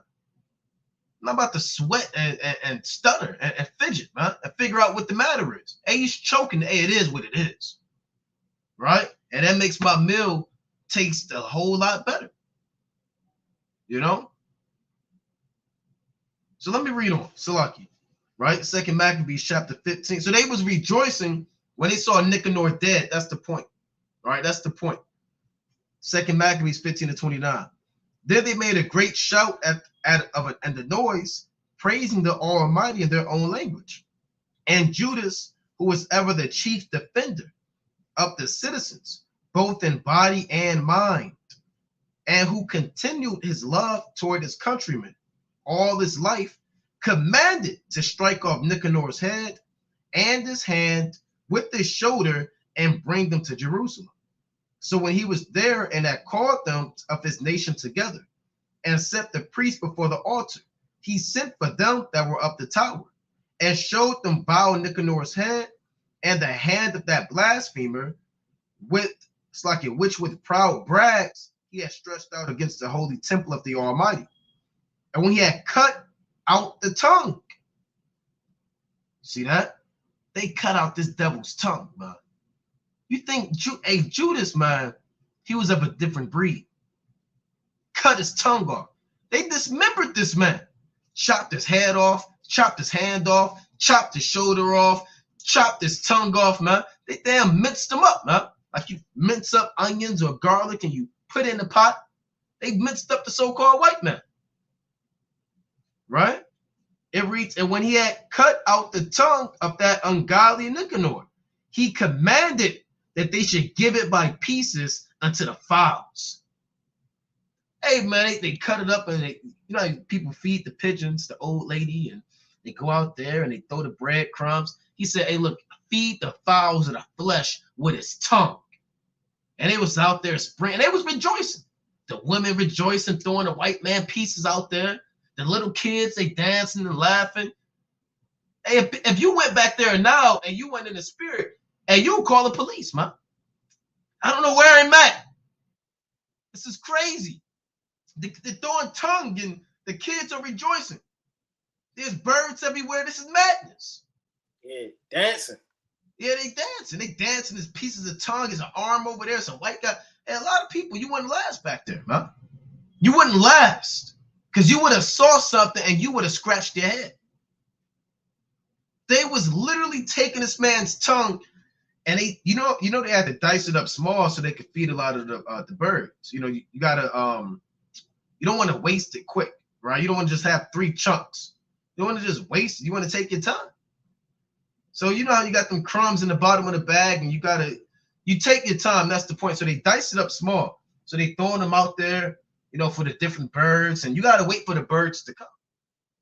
So they're waiting for the birds to come. Here go one. There go one bird. Then the bird come and he pecking at it. Then, you know, people turning up. Then another bird come and they fighting. And you got to envision this thing, man. You got to get into it. Then the other bird, and then they land down and they eating them. Then you throw more. Then you got damn thousands of birds out there eating Nicanor's tongue. You got flies out there, damn, hanging around his head. Right? You got the damn, might be blood kind of still fresh, dripping. His hand is over there, kind of curled up, man. Right? His shoulder's sitting right there. The dog coming out sniffing, and the people got the mighty garment on. The sun is shining. Judas is there. The trumpet's blowing. Hey, this is a big deal right here, man. This is a big deal. So let's read on. It reads, 2 Maccabees 15 and 33. And we had cut out the tongue of that ungodly Nicanor. He commanded that they should give it by pieces. So you couldn't give it all at once, right? By pieces unto the fowls, and hang up the reward of his madness before the temple. So every man prays toward the heaven, the glorious Lord, saying, blessed be he that hath kept his own place undefiled. He hanged also Nicanor's head upon the tower, an evident and manifest sign unto all the help of the Lord. And they ordained all with a common decree, and no case, to let that day pass without solemnity, but to celebrate the 13th day of the 12th month, which is which in the Assyrian tongue is called Adar, the day before Mordecai's day. So Mordecai's day is Purim. So the day before Purim is the destruction of Nicanor. And the Lord said, whenever that day comes, you have to celebrate. Right? You got it, King. And I'm going to pull up the definition. Come. And it's the book of Isaiah, right? Chapter 33, and verse number 18. And they had to be turning up, man. I'm led to believe they yanked his mouth wide open and grabbed a good piece of the tongue. You know, it wasn't just a little bit like then they just went like that, man. Yep. They probably broke his jaw, man. Yep. Probably took his jaw, opened it all the way up. Because you know your tongue isn't just resting right here, it's all the way back at your throat. So your tongue is actually large for real, man. If you get like a large piece of a tongue, it's not just that little part that you see, you know, when somebody's talking. So I'm led to believe they opened his whole mouth up. They reached all the way down, man, to the back of his throat. That's right. Yanked it and chopped it off, man. Right? This is the book of Isaiah, chapter 33, and verse number 18. Thine heart shall meditate terror, man. And that's what the men of the Lord do. They meditate ways how to put Esau in slavery. They meditate ways on the kingdom of heaven, how they going to build it up. How you going to take down this land, take down this fortress, take down this city, right? Get order the land to order, man. That's the meditating that the men of the Lord do, man. That's right. You know, you're thinking about, like, how am I going to afflict Esau, man? Like, it's too easy to just beat him up, man. Or just take a bat. It's too plain. You got to get creative, man. You know what? I'm going to take each hair and just start plucking it off his head till he bald, right? Half near bald, man. I mean, you gotta get into this thing, man, and meditate the terrors. I remember a long time ago when I was just coming into the truth. I remember I had this gig, man. I'm pushing a shopping cart. It's years ago, pushing a shopping cart down the aisles, and I was thinking about that, man. I was like, damn, if I could pluck damn near 90% of his hair off his head, man. Hey, that's how you gotta get into this thing. But the Lord said, thine heart shall meditate terror. Where is thy scribe? Where is thy receiver? Where is he that counteth, right, the towers? So, I mean, if you're going to get into this thing, not only do you got to get into war, but you got to also understand they're going to be your property. The Lord said, don't be ashamed to make the side of an evil servant to bleed. Man. Right. And bleeding isn't that little cut you got at the playground with your child, right? He was trying to play with him. You accidentally tripped on so-called monkey bars and you scraped your wrist, man. That bleeding is a wound, man. That's damn incurable. Our wounds were so big on our backs they couldn't be bound up the same night. Sometimes we would bleed to death in slavery. Sometimes they will whoop us till our flesh open up till they see the bone, man. Imagine your flesh being opened up and you can see your bones sticking out, man. That's bleeding. Bleeding is internally and externally, man. And it's not something small. Whether it be with an iron bar, a brass rod, right? Whether it be with silver or gold, or your fist, or a bone from another dead Edomite, man. You got to literally make the side of these evil servants to bleed, man. Right? Let me get this quick precept. Right? This is the book of Sirach 25:7. It says, there be 9 things which I have judged in mine heart to be happy. And the 10th I will utter with my tongue. A man that have joy of his children, and he that lived to see the fall of his enemy, man. And the Lord said, these things I've judged in my heart to be happy. So if these things aren't in your heart, if it's not in your passion to see the fall of your enemy, to see the destruction of a city, to see the downfall of Esau, right? And all of the different places that he's reigned and took down and overcame, you understand, through mischief and lies and witchcraft and sorcery. If it isn't in your heart to joy to see the fall of America burning on fire, man, all of the cities, the grocery stores. A lot of people's like, no, that's the school I grew up with. I'm going to take my child. That's where I used to play on the playground over there. When I was a kid, that was my first fight over there. And that was my first school that I went to. I mean, the hell with this place, man. I'm just not a tourist attraction. I want this whole place burned with fire, man. I don't want to see anything I used to see. Right. I care less where I used to grow up, where my uncle lived at, where my grandfather used to stay. I want this whole place burned. The Lord says, happy, right? In his heart to be happy. And the 10th joy of his children, and he that lived to see the fall of his enemy. So yeah, we want to live long, but we don't want to live long in oppression. We don't want to live long to be in slavery and in bondage. We want to live long enough to see Yahweh Bashim Yahweh Shah in the air, the angels destroying this place, Yahweh Shah's garment, right, drenched with blood, and Esau crying and screaming, looking up as we're getting beamed up, most I will, man. Right, the Lord said in the book of Wisdom of Solomon, let me get Wisdom of Solomon 5 real fast. This is what I want to see. This is the fall of the enemy. You're going to want to see their face. You're going to want to see their cries and their yells and their whines. That's enjoyment, man. And David said, then I beat them as small as dust in the book of Psalms, chapter 18, verse 40, all the way down. He took them out to the streets and he beat them as small as dust, meaning their bodies, he took them apart. It's the book of Psalms, so like Wisdom of Solomon 5, verse 1. Then shall the righteous man stand in great boldness before the face of such as have afflicted him and made no account of his labors. So we want to be able to stand in great boldness in that day, man. Bold, not being scared, not being timid, not caring, but understanding their salvation is drawing nigh. When they see it, who is they? The enemies. When they see it, they shall be troubled with terrible fear. So imagine Esau's face when those chariots come, when thousands upon thousands of hundreds of millions and billions of angels flood the air, man. And they're not going to flood it one chariot at a time. It's going to be covering the whole sky, and they're going to look up with fear. That's just not your average Joe. The military with their guns, their rifles, their tanks, they're going to be troubled with fear, man. It says, and they shall be amazed at the strangeness of his salvation, so far beyond all that they look for. So that's priceless. You want to see that vengeance and that turmoil and fear in their heart as you look down upon your oppressors in your higher state. God, and that's right, man. Now here's the definition of celebrate.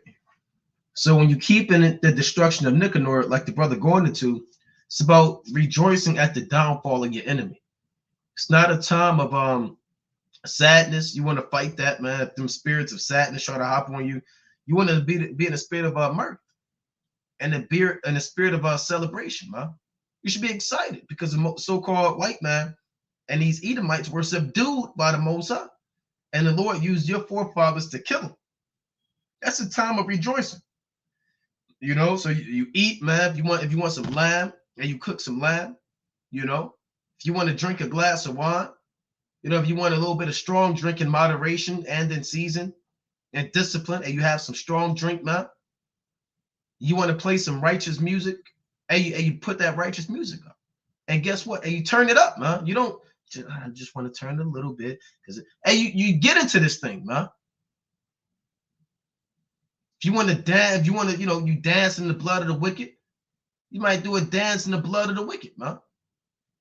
So it's a day of celebration. It's a day of reminding or being reminded how the Heavenly Father used our forefathers to subdue the children of Edom as they rose up against the Most High, rose up against the temple, rose up against the holy vessels, rose up against the saints, and blasphemed the name of our God.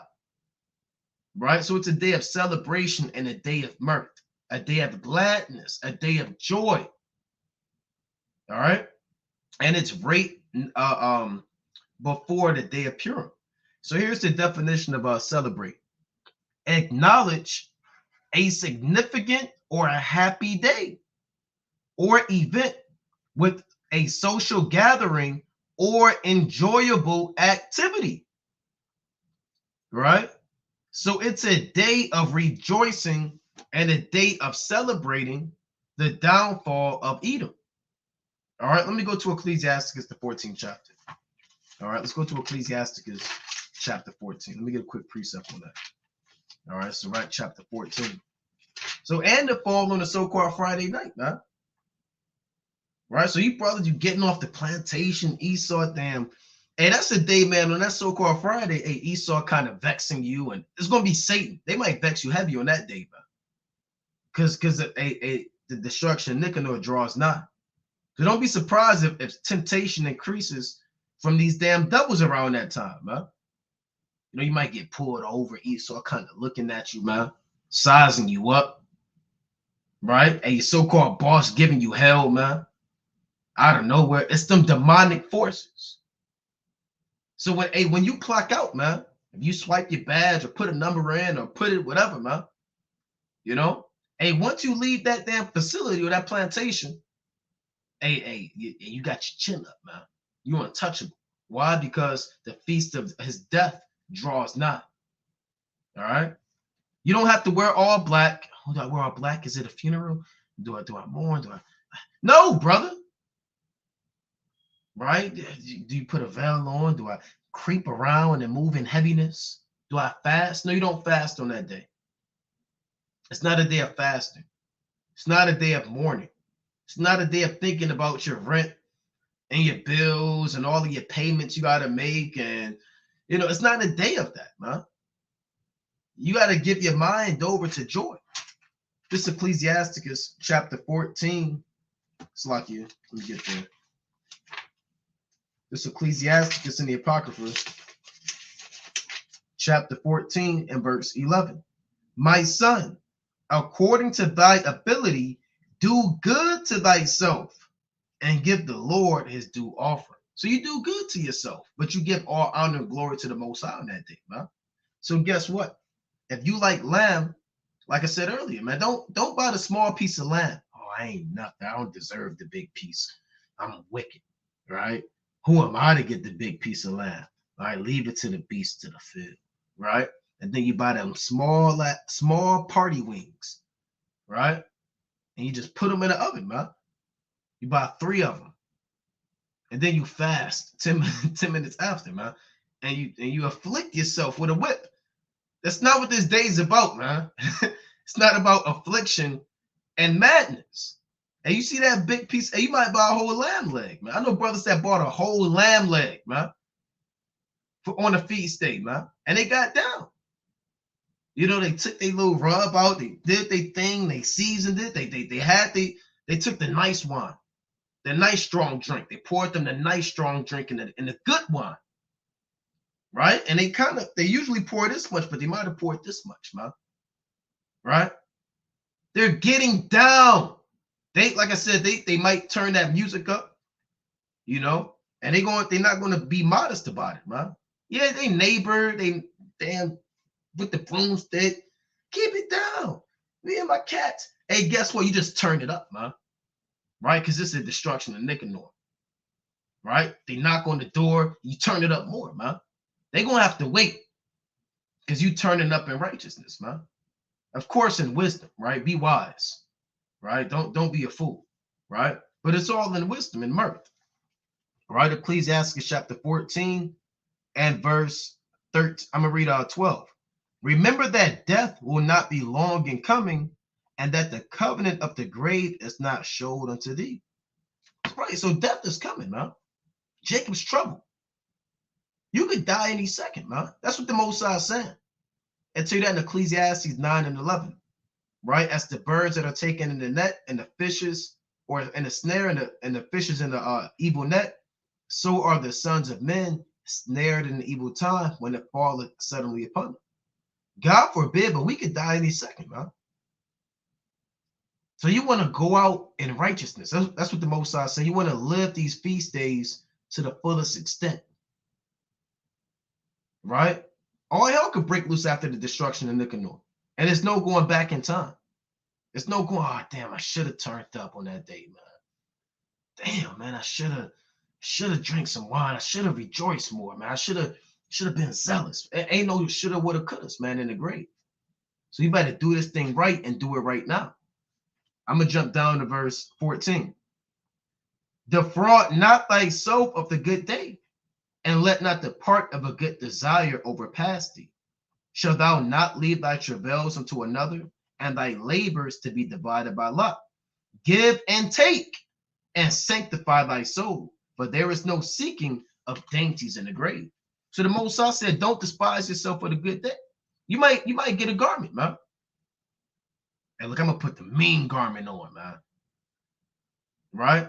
I'm gonna put the nice oil. I bought the nice oil, man, for the feast day. The good wine, man. Right? Get your beard, taken care of, man. You put your garment on, it smell good, man. Hey, you might be by yourself. It's not an excuse if you by yourself, man. Hey, when I first came into the truth, I was by myself, man. But guess what I would do on the feast days? Hey, I put my garment on, man.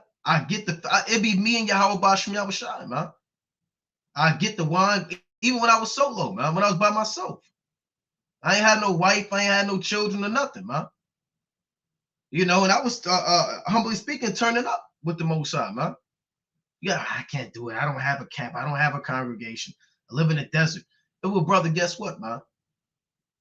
That desert, that sand better know, man, that it's the destruction of Nicanor. So keep this day in mirth.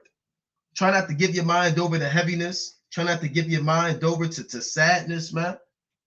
If you're in the congregation, congregate with brothers. If not, hey, it's you and the angels, man. And they're there with you, man.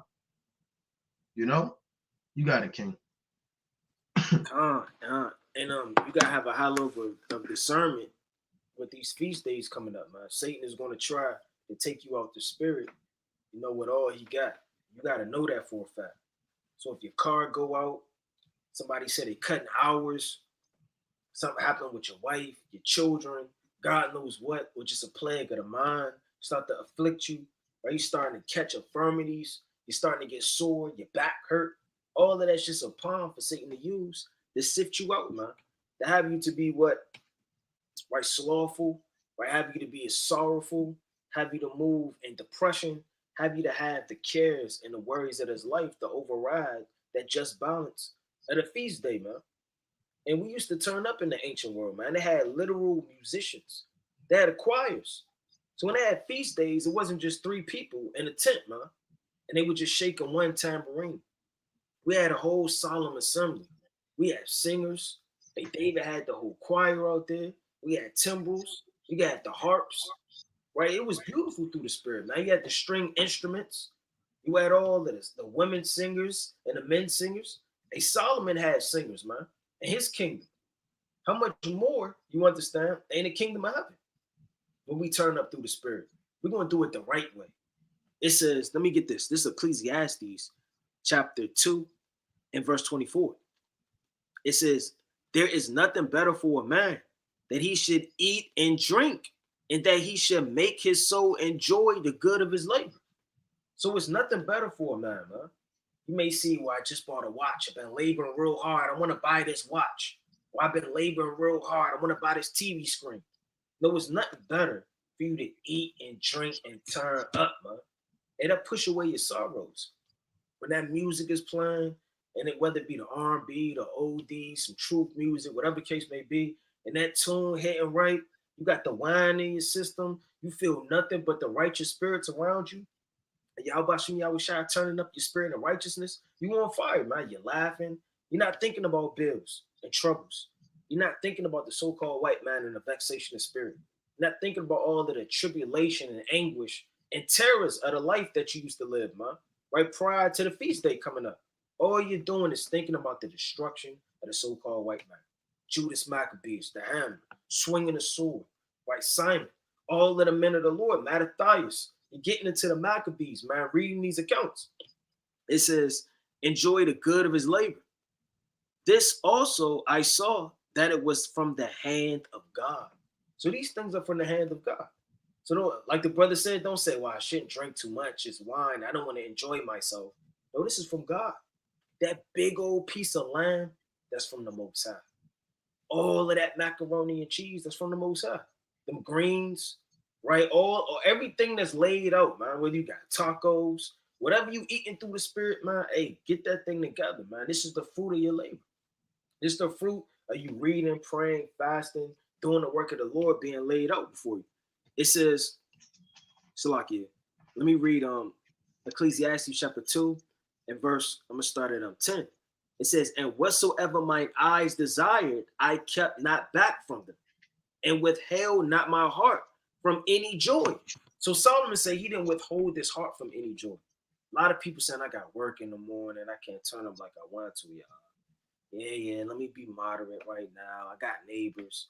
No, Solomon said he didn't keep his heart from any joy. What's your chief joy in this truth? Yahweh Shai, the Most High. These commandments, these solemn feast days, that's your joy. So you can't keep your heart from keeping these things, man. Gather together, get this thing going. A lot of people, they get decorations, right?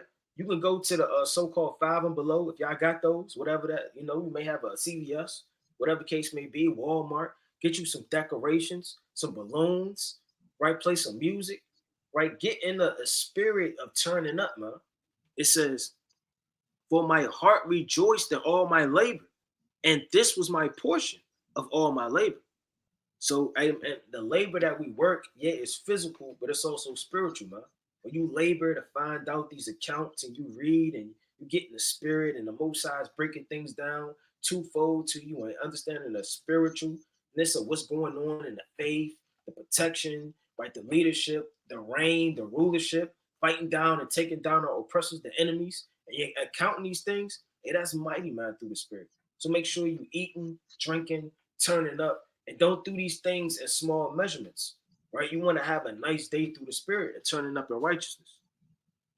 Right, and I want to add to that. And like I said, it's easy for this captivity to weigh you down, man. It's easy. You're dealing with so much. You might have a physical infirmity, right? You might that never gets healed. You might have just gotten damn fired from your job, or You're gonna have all types of spirits, like the brother said, trying to bring you down, man. And you have to be aware of that, because they're gonna try to sift you out. Like we was going into a cold cut yesterday in Nehemiah. We're going to Nehemiah chapter 8, right? Let's get this precept. This Nehemiah chapter 8 and verse 10.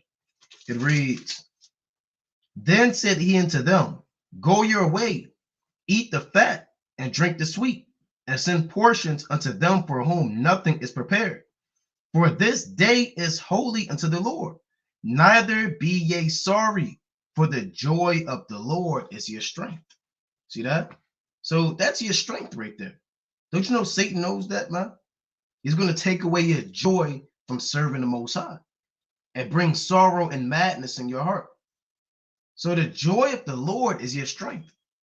Because when you have that joy, you're going to be excited to do the work of the Most High. You're going to be in tune with the Spirit. It's like anything that you're happy about doing, you excel at it and you want to do it longer. Right? People that are happy about playing basketball, they never leave the court. That's all they wake up early, they leave the court late. They call them gym rats. Anything that you're joyous about, you're inclined to be good at it and become better at it and excel at it, man. So Satan doesn't want you to be joyous in serving the Most High, because if you get really joyous serving the Most High, you're going to go harder. You're going to be wiser, have more faith, have more hope, do more work, pray more, fast more. So with the destruction of Nicanor comes in, the strength of you comes with the joy you have of doing these feast days, right? So when this feast day come in, it's all about joy. It's all about mirth, right? Let me get Ecclesiastes chapter 8. I'm going to get this real quick and link up directly with the second chapter. Ecclesiastes chapter 8 and verse 14. "There is a vanity which is done upon the earth, that there be just men unto whom it happeneth according to the work of the wicked. Again, there be wicked men to whom it happeneth according to the works of the righteous. I said that this also is vanity." Yeah, sometimes the wicked prosper and the righteous suffer. Sometimes the righteous suffer and the wicked prosper. Sometimes the wicked suffer and the righteous prosper. Sometimes a wicked man can get the same lot as a righteous man. It seems like there's no in between, man. Right? A damn wicked man, he hit the damn lottery. Right? The righteous man, he gets shot by a straight bullet. Right? Things that should be rewarded to the righteous seem like they're being given to the wicked. And vice versa. It's vanity. Seem like you can't win. Right? It gets depression, it'll weigh you down. You start thinking like, damn, man, nothing can never go my way. So here's what the Most High said.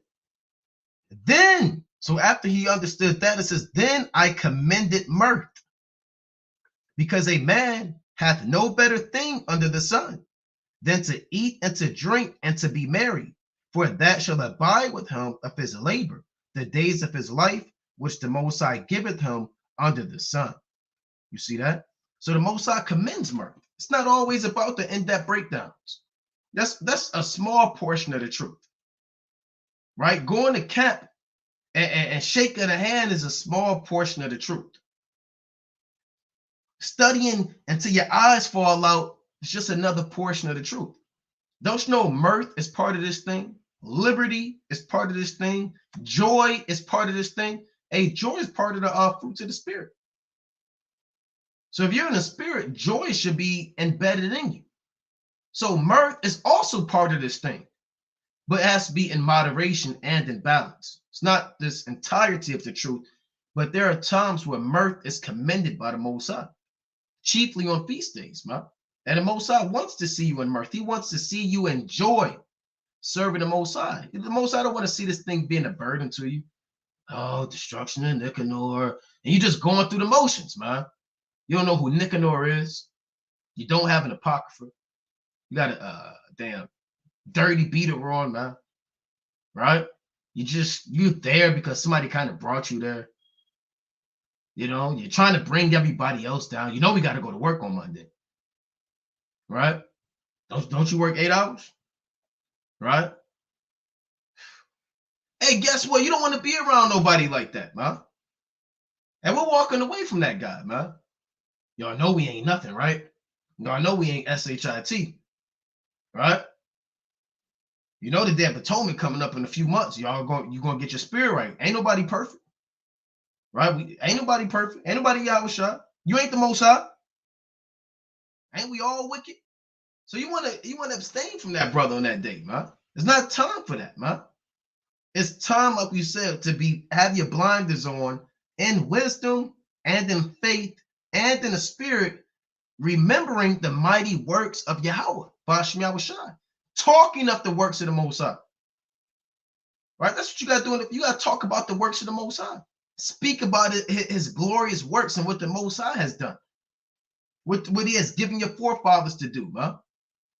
These are the conversations and the spirits that you should be in on this feast day. You got it, King. All right, that made me think of something through the spirit. You know what I'm saying? I used to know a guy like that, man. He'll just watch you. Everybody else having a cup in their hand, having a nice time, right? Enjoying themselves and mirth. He'll just be in the corner like this. Just watching. Angry and upset. Everybody else, they dancing, they having a good time, right? They moving the cut, they laughing, they joking, right? They in their bag, man. They in their groove. They doing their thing, right? They enjoying themselves. They laughing, they're in mirth. And then the brother, you can feel a spirit, man. You can feel eyes watching you, right? He may be all the way over there, and you kind of minding your business, but you feel that spirit on you, man, trying to hop on you. Hey, man, you know people like that. But I mean, through the spirit, you can't let nobody take you down, man. You can't let nobody sift and take your joy from you. And I'm gonna make this quick point, right? So on so-called the day of when Emmett Till died, you got the so-called white man. He visits the grave and he shoots it up. Yep. And he turns up on that day, man.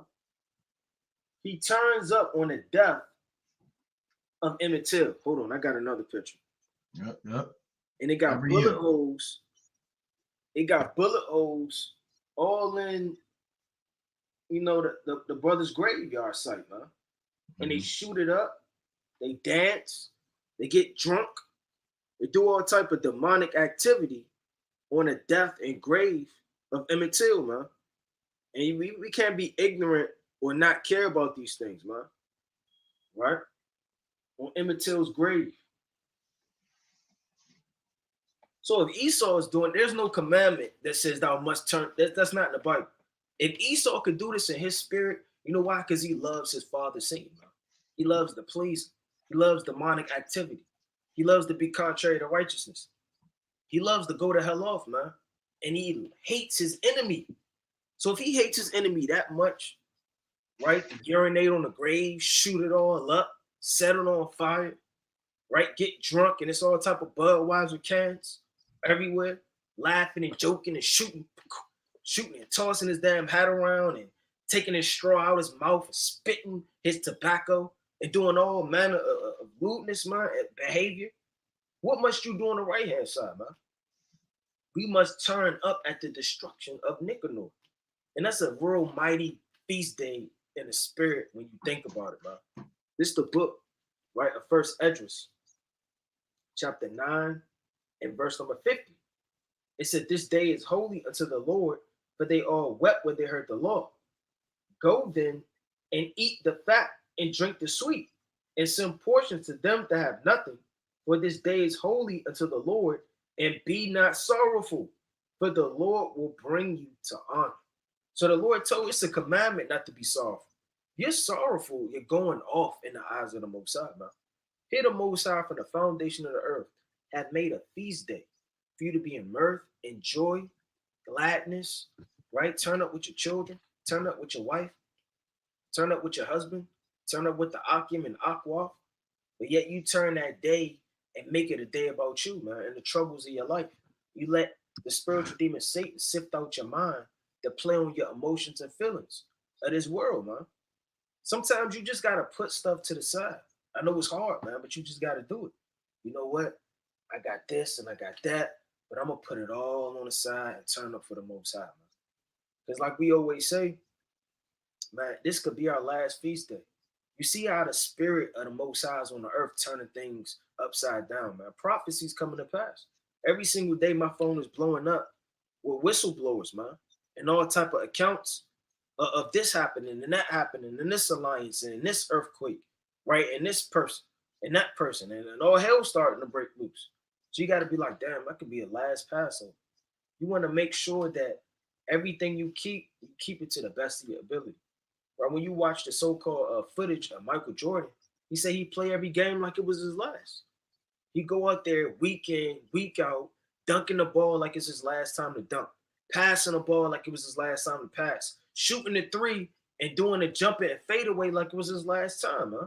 That's how you got to be in this truth. And if it's getting hard and burdensome, you got to examine your spirit and check yourself, because you don't want to start for this truth and you on autopilot mode, or you're starting to get stagnant, because that means one thing. That means you're starting to be lukewarm. And being lukewarm is a thin line between being a reprobate, man, and withdrawn from the faith. So you want to make sure you're checking yourself and not just only wanting to keep having a beard on your face and fringes on. You want to be able to make full proof of your ministry. That's madness, man. Right? It's more than a beard and not eating pork. Those are commandments. And very, very, very righteous men keep those commandments. Right? But again, you have these feast days. And remember, Nicanor, he's one Edomite exterminated. And the Most High is going to exterminate all of the children of Edom. Now, I don't say this in the Bible. They don't say this. But, hey, we're led to believe, hey, the Most High may put another holy day out there when all of the Edomites are exterminated, man. Right? When every Edomite is gone, man, the Most High may do this. He may put another holy day out there once all of the Edomites are exterminated. Because that day is coming too. The days draw nigh where Esau is going to be bound up in captivity. And after that period of slavery, they're going to be rounded up and completely gone. There's going to be a time on the earth when there's going to be no more white man, no more white woman, no more white baby, right? No more any of them. And you're going to look for them, and people are going to, and they're just going to be like a vision, like a nightmare. And you're going to be in the kingdom. Wasn't it the people that was red? And I know they was wicked. I can't think of what's their name. And then your brother with you drinking the wine. I don't know, man. You're right. I think it was the damn. And then y'all gonna be thinking about it, and y'all just not gonna give a care, man. You know, because you got the next feast day coming up. You got to tend to your slaves. So you're gonna forget about the Edomites. Let me go to Job chapter 20. Actually, let me get Obadiah. Let me get the classic. Right, let's go to Obadiah chapter 1. Obadiah is a chapter strictly dedicated to the extinction of all so-called white people. Right? Obadiah 1:18. And the house of Jacob shall be a fire, and the house of Joseph a flame, and the house of Esau for stubble. And they shall kindle in them and devour them, and there shall not be any remaining of the house of Esau, for the Lord hath spoken. So they're going to be extinct. Like they say, the dodo bird or the saber-toothed tiger and a woolly mammoth and an ancient dinosaur. That's what Esau say, right? Those animals are extinct. You can't find them. Every Edomite is going to be gone, right? And again, that's their fight. Remember, they were created to be destroyed. They are a vessel fitted for destruction. Really, the so-called white man is made for two reasons. First, to be the wicked, and second, to be destroyed. Those are his main two purposes. To be the wicked, and once he's done being the wicked, and he's revealed and destroyed and put in slavery, then after that, their last purpose on the earth is just to be done away with, man. You got it, King. You can't be ignorant to the serpent. Right? Let me get this quick precept. This Proverbs chapter 2 and verse 22. But the wicked shall be cut off from the earth, and the transgressors shall be rooted out of it. So the Lord tells you over and over and over how the wicked are going to be chopped down and rooted out of the earth. There's going to be no more remaining of the house of Esau, man. I mean, that's in Psalms, that's in Proverbs, that's in Job, that's in Isaiah, that's in Second Esdras. I mean, I can't think of a book, man, that's a prophet that's not going into the destruction of the so-called white man. That's how much the Most High hate this race of people. That each and every prophet that's prophesied in destruction has any hand, right, of foreseeing like the future of these kingdoms is prophesying about the last kingdom, huh? Right? Let me get this quick precept in the book of Psalms. This Psalms chapter 9 and verse number 5. It says, "Thou hast rebuked the heathen, thou hast destroyed the wicked, thou hast put out their name forever and ever." So the Lord said he's going to put their name out forever and forever. He's going to be rooted out the earth, and his name's going to no longer exist. Did not the Lord say in the book of Proverbs, chapter 10 and verse 7, the memory of the just is blessed? And let me get that real fast. So if your name's going to continue, that must mean that it's a blessed name, like Abraham, like Isaac, like Jacob, like Noah. These names are blessed, which has a memory and a spirit behind it. It's the book of Proverbs 10 and 7. The memory of the just is blessed, but the name of the wicked shall rot. So what name is going to rot and come out of the earth? And that's spiritual, man. Because that tree getting hewed down is going to rot away, and you're never going to hear about it. Not going to be talking about Esau over and over, how he used to whip you and how he used to be in slavery millions of years in the kingdom. This, I'm going to read that again. Psalms chapter 9 and verse 5. Thou hast rebuked the heathen, thou hast destroyed the wicked, thou hast put out their name forever and ever. O thou enemy, destructions are come to a perpetual end, and thou hast destroyed cities, their memorial is perished with them. So you have Proverbs saying the memorial of the blessed and the memory of the blessed, but then you have another memorial, which is what? Of perish, of destruction. So, I mean, the Most High is a God of war, and he's going to root Esau out of the earth, man. God, and I'm going to get in there with Job, this Job chapter 20 and verse 4, right? Job 20 and 4. Knowest thou not this upon oath? It's like knowest thou not this of old, since man was placed upon earth, that the triumphing of the wicked is short, and the joy of the hypocrite but for a moment. So the Most High said, this devil, he's only ruling for a moment. It seemed like forever to us, man. Right? It's only been 2 days in the eyes of the Most High. Right? Now, it may seem like day after day is not going to end, and you got to go to work, and you got to pay bills, and some people lose patience. The Most High said that this thing is short. Let's read on. Though his excellency mount up to the heavens, and his head reach into the clouds, yet he shall perish forever like his own dung. They which have seen him shall say, where is he? So people are going to, what happened to the Edomites? It's going to be a day when your slaves are out there, turning big rocks to little rocks, and the Hamites are going to be out there, and the Moabites are going to be out there, and the Ammonites, and you're going to ring that bell, and you're going to eat their grits, and they're going to go out there and chop the trees, and they're going to look around, and they're going to talk to, where's the Edomites?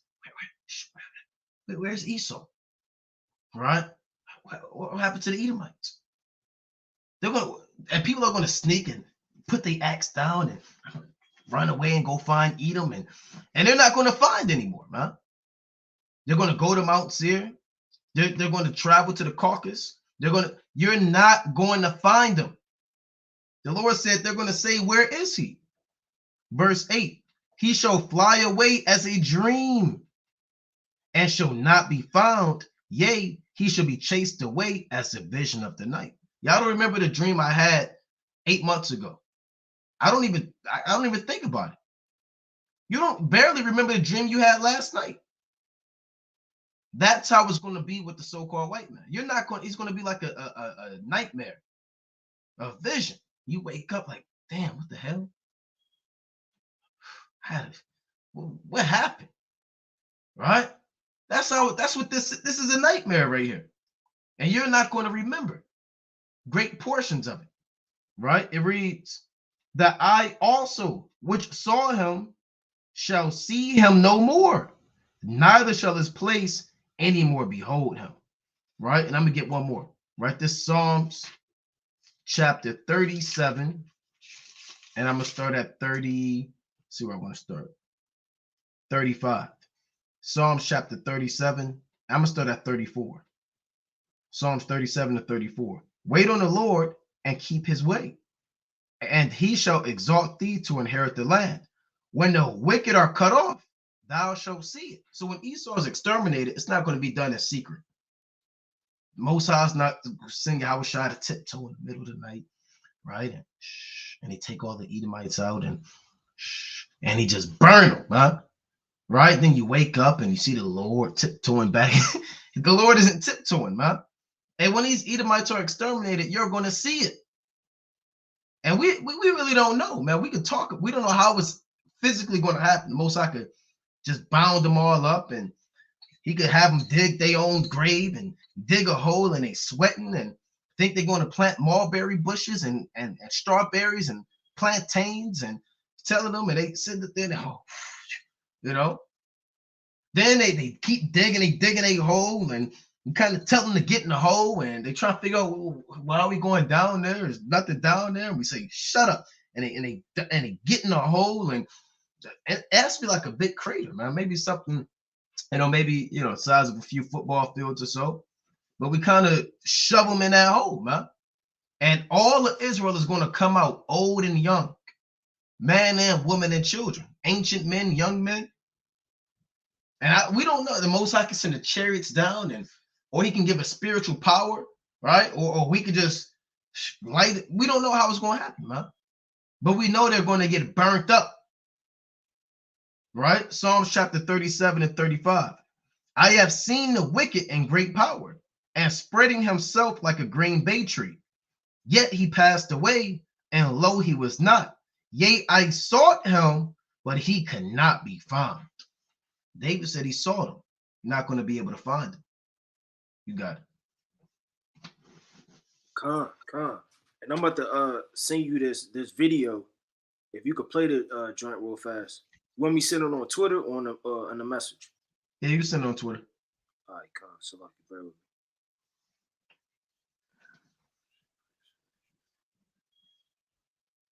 Right. So again, man, this is a day of rejoicing. Edom is just Nicanor is just a foreshadowing of what's to come. So let me pull this up. Right. So this is the book of Job, chapter 27 and verse 13.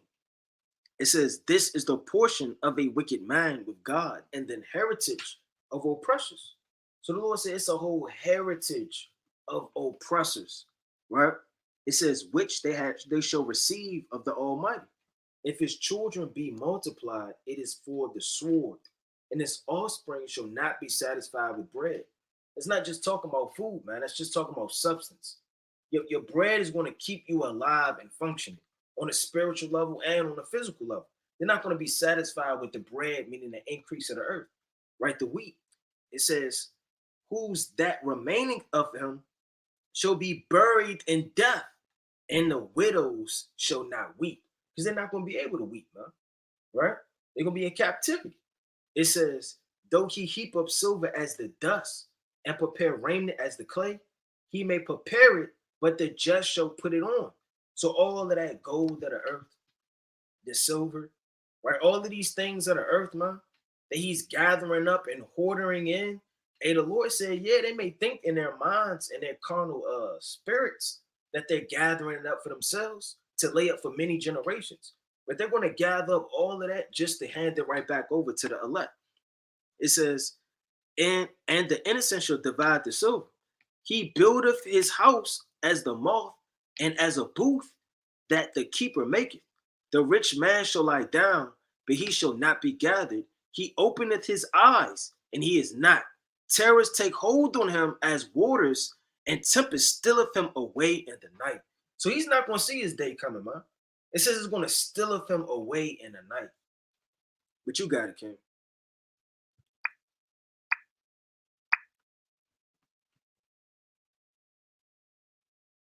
See that? That's a pit right there. It says they're going to be buried.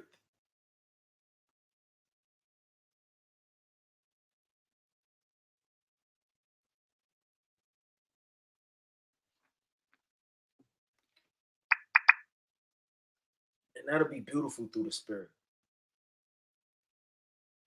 If they open the pit up. Esau get burned with fire. You on mute, King? Oh yeah, I was saying you can hear. You know, you're gonna hear they screams too. You know, and you're gonna smell. And you're gonna smell their flesh. That smoke gonna burn up, and you're gonna get into this thing, man. You know, but you got it. Nah, you got it. If you had something else. No, we go wind down. Yeah. All right, Con. I'm about to bring out the classic.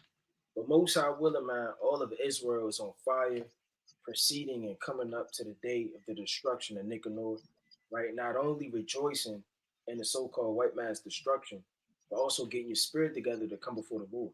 Each feast day isn't just about eating and drinking, man. You want to make sure your spirit is right to be able to partake, you understand, in the feast of the Most High. But this is the book of Revelation, chapter 3 and verse 2. Be watchful and strengthen the things which remain that are ready to die. So something on you is ready to die constantly, because nobody's just perfect. Yahweh shall walk on the earth. Even the churches, the elect churches, they all had something to work on. You understand? The spirit of the Most High was resting on them for them to examine themselves. It says, be watchful and strengthen the things which remain that are ready to die, for I have not found our works perfect before God. Remember, therefore, how thou hast received and heard, and hold fast, and repent. If therefore thou shalt not watch, I will come in thee as a thief, and thou shalt not know what hour I will come upon thee. So if you're not watching, the Lord says he's going to visit you like a thief and blow your candlestick out. That's right. That's right. Let's go to the book of Revelation, chapter 22. Right. Let's go to Revelation, chapter 22. It reads, and again, this feast day draws nigh. That so-called Friday night at sundown. It's a day of mirth. Yes, you can. Before anybody asks, yes, you can cook on that day. Right. It's a feast day. We uncovered that. Anything that you want to buy or sell, you should do it prior to that feast day. Remember in Nehemiah 10:1, it speaks about not buying on a holy day, right? And the people in the ancient world were keeping this day in mirth. They weren't setting up shop to buy and sell, right? So you want to buy what you need in advance, because you have destruction of Nicanor and Purim for back-to-back days. These days are days of feasting. So yes, you can cook on these days. You're not limited of servile work. You understand? On Purim, because, and we're going to go into Purim on that day of, right? But Purim is Saturday night to so-called Sunday night. Purim is not a Sabbath. All right. Destruction of Nicanor is not a Sabbath, but it falls on your so-called weekly Sabbath. So it somewhat has the same ordinances as you would keep the new moon to a certain extent, right? So this is Revelation chapter 22 and verse 12. And behold, I come quickly, and my reward is with me to give every man according as his work shall be. So you have to ask yourself how your works are in this truth. And works isn't just teaching. Works are praying, fasting, studying, exhortation, checking on your brother.